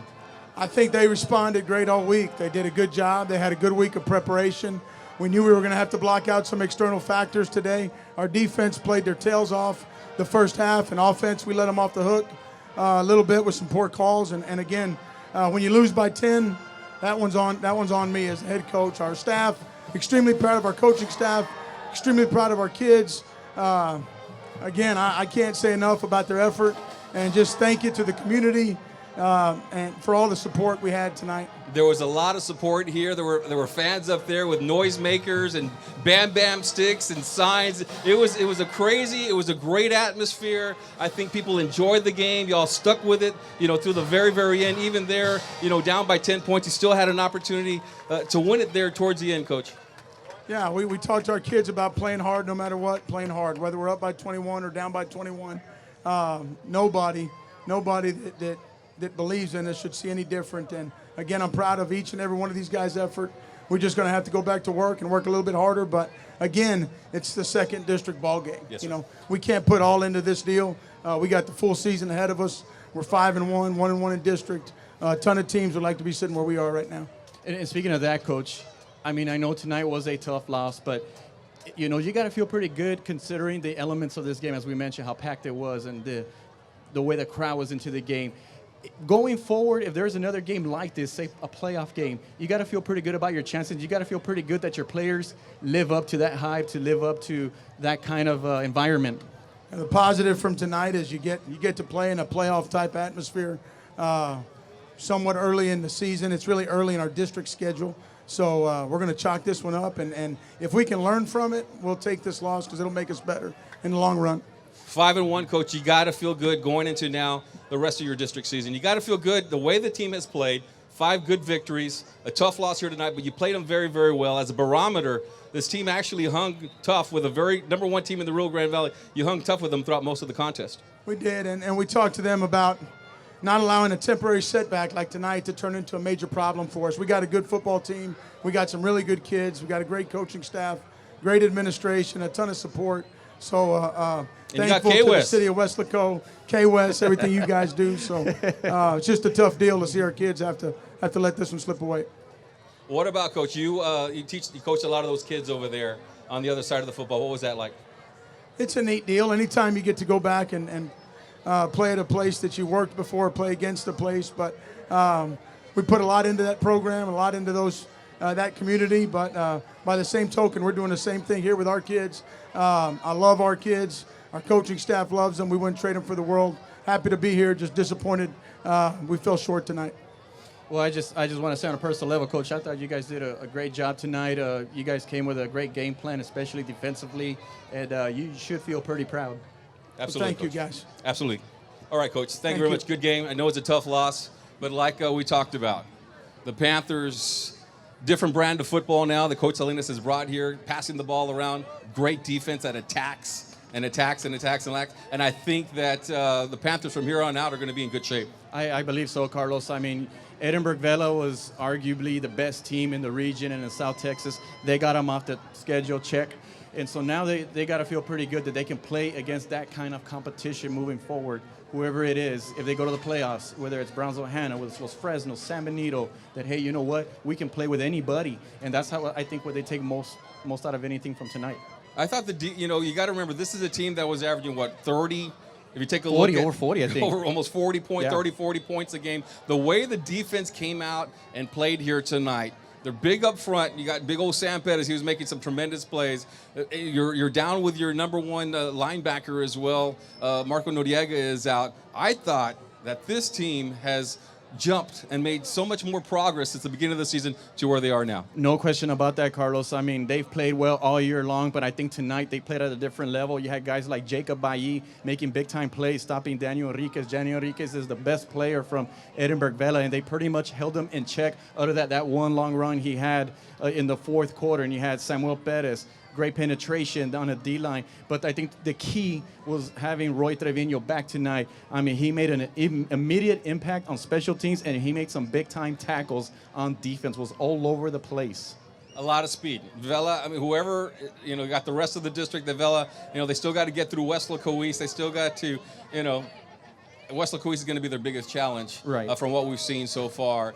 And Vela is a dominant force. They are a very good football team. They deserve that number 1 ranking. As far as the Panthers, they got Donna North next week. They still got to get through Edinburg North, Edinburg High, and Weslaco East. Yeah, and I mean, a game like Donna North, that's a winnable game, and it's no disrespect to their program. But I mean, right now they're rebuilding, they're struggling a little bit, and that's the kind of team where the Panthers got to say to themselves, okay, we can't let that one slip. And they've done a good job all year long with that. So, I mean, I expect them to come back next week, focused, re-energized, and just go get back to business starting tomorrow morning. Yeah, you see a lot of the players around here. They're disappointed. You got to remember, this was a game that was built up for not 1, but for 2 weeks. Right. Panthers had an off week last week, so for 2 weeks they've been getting ready for this game. There's been a lot of talk. There's been a lot of preparation for this contest. So it's understandable that you're a little disappointed. It's understandable that you don't come away with this victory and you're a little bit down tonight. just like a victory, you give it, 12, 24 hours. I think the same thing's going to happen here with the Panthers. They're going to be down for about 24 hours, come back Monday, get back and go to work. Just to kind of piggyback off what you just said, Carlos, I mean, if you think about it in the NFL, some of these teams that go 13-3, 12-4, 14-2, get a first-round bye, and then lose that divisional playoff game. That's kind of what it feels like a little bit. But the great news is, no, this was a regular season game, a district game. You still are alive. You still have a lot of football to play. You just got to come back next week and play the way we played first 5 games. The atmosphere here, it's been kind of crazy all season long, but for this game, it was, look at the fans that are still behind us. They're still here. Right. But all season long, you got the student section that has gone nuts. They've been on fire. They've made so much noise. They've had such a good time. But tonight, it was even more electric. We haven't seen that. For the Weslaco Panthers. At Weslaco East, Weslaco East, they've been winning. They've been doing a good job. But for the Weslaco Panthers, they haven't had, this type of season where there's, 10,000 fans screaming. Right. That hasn't happened in a while. And you know what, Carlos? So something that I hadn't seen in years is cheerleaders putting up signs here by the fences all the way across. And we came when we saw those signs around 5 o'clock. And, I mean, that just shows you the school spirit that they had. And, again, they had 2 weeks to prepare. And, I mean, everybody was into it, from the community to school administration to the fans to the players, all the way down to the coaching staff. And this was a great learning experience for everybody, I think. And it should feel good moving forward. All right. We're going to go ahead and wrap it up. That'll do it here from Bobby Lackey Stadium. Final score in this one. The Panthers lose 70-7, but we think, and we're pretty sure, they're in good shape for the rest of the season. They lose tonight 70-7. So, we leave here with some smiles because we know the future is good for the Westco Panthers. Tomorrow here at Bobby Lackey Stadium, we got the Weslaco ISD Marching Festival. And then next Saturday, we got Pigskin also, which will be taking place right here at Bobby Lackey Stadium. So good luck to the Weslaco Panther Corps and to the Weslaco East Wildcat Regiment. For Mike Gonzalez, I'm Carlos Roberto. We'll see you next time right here on KOS.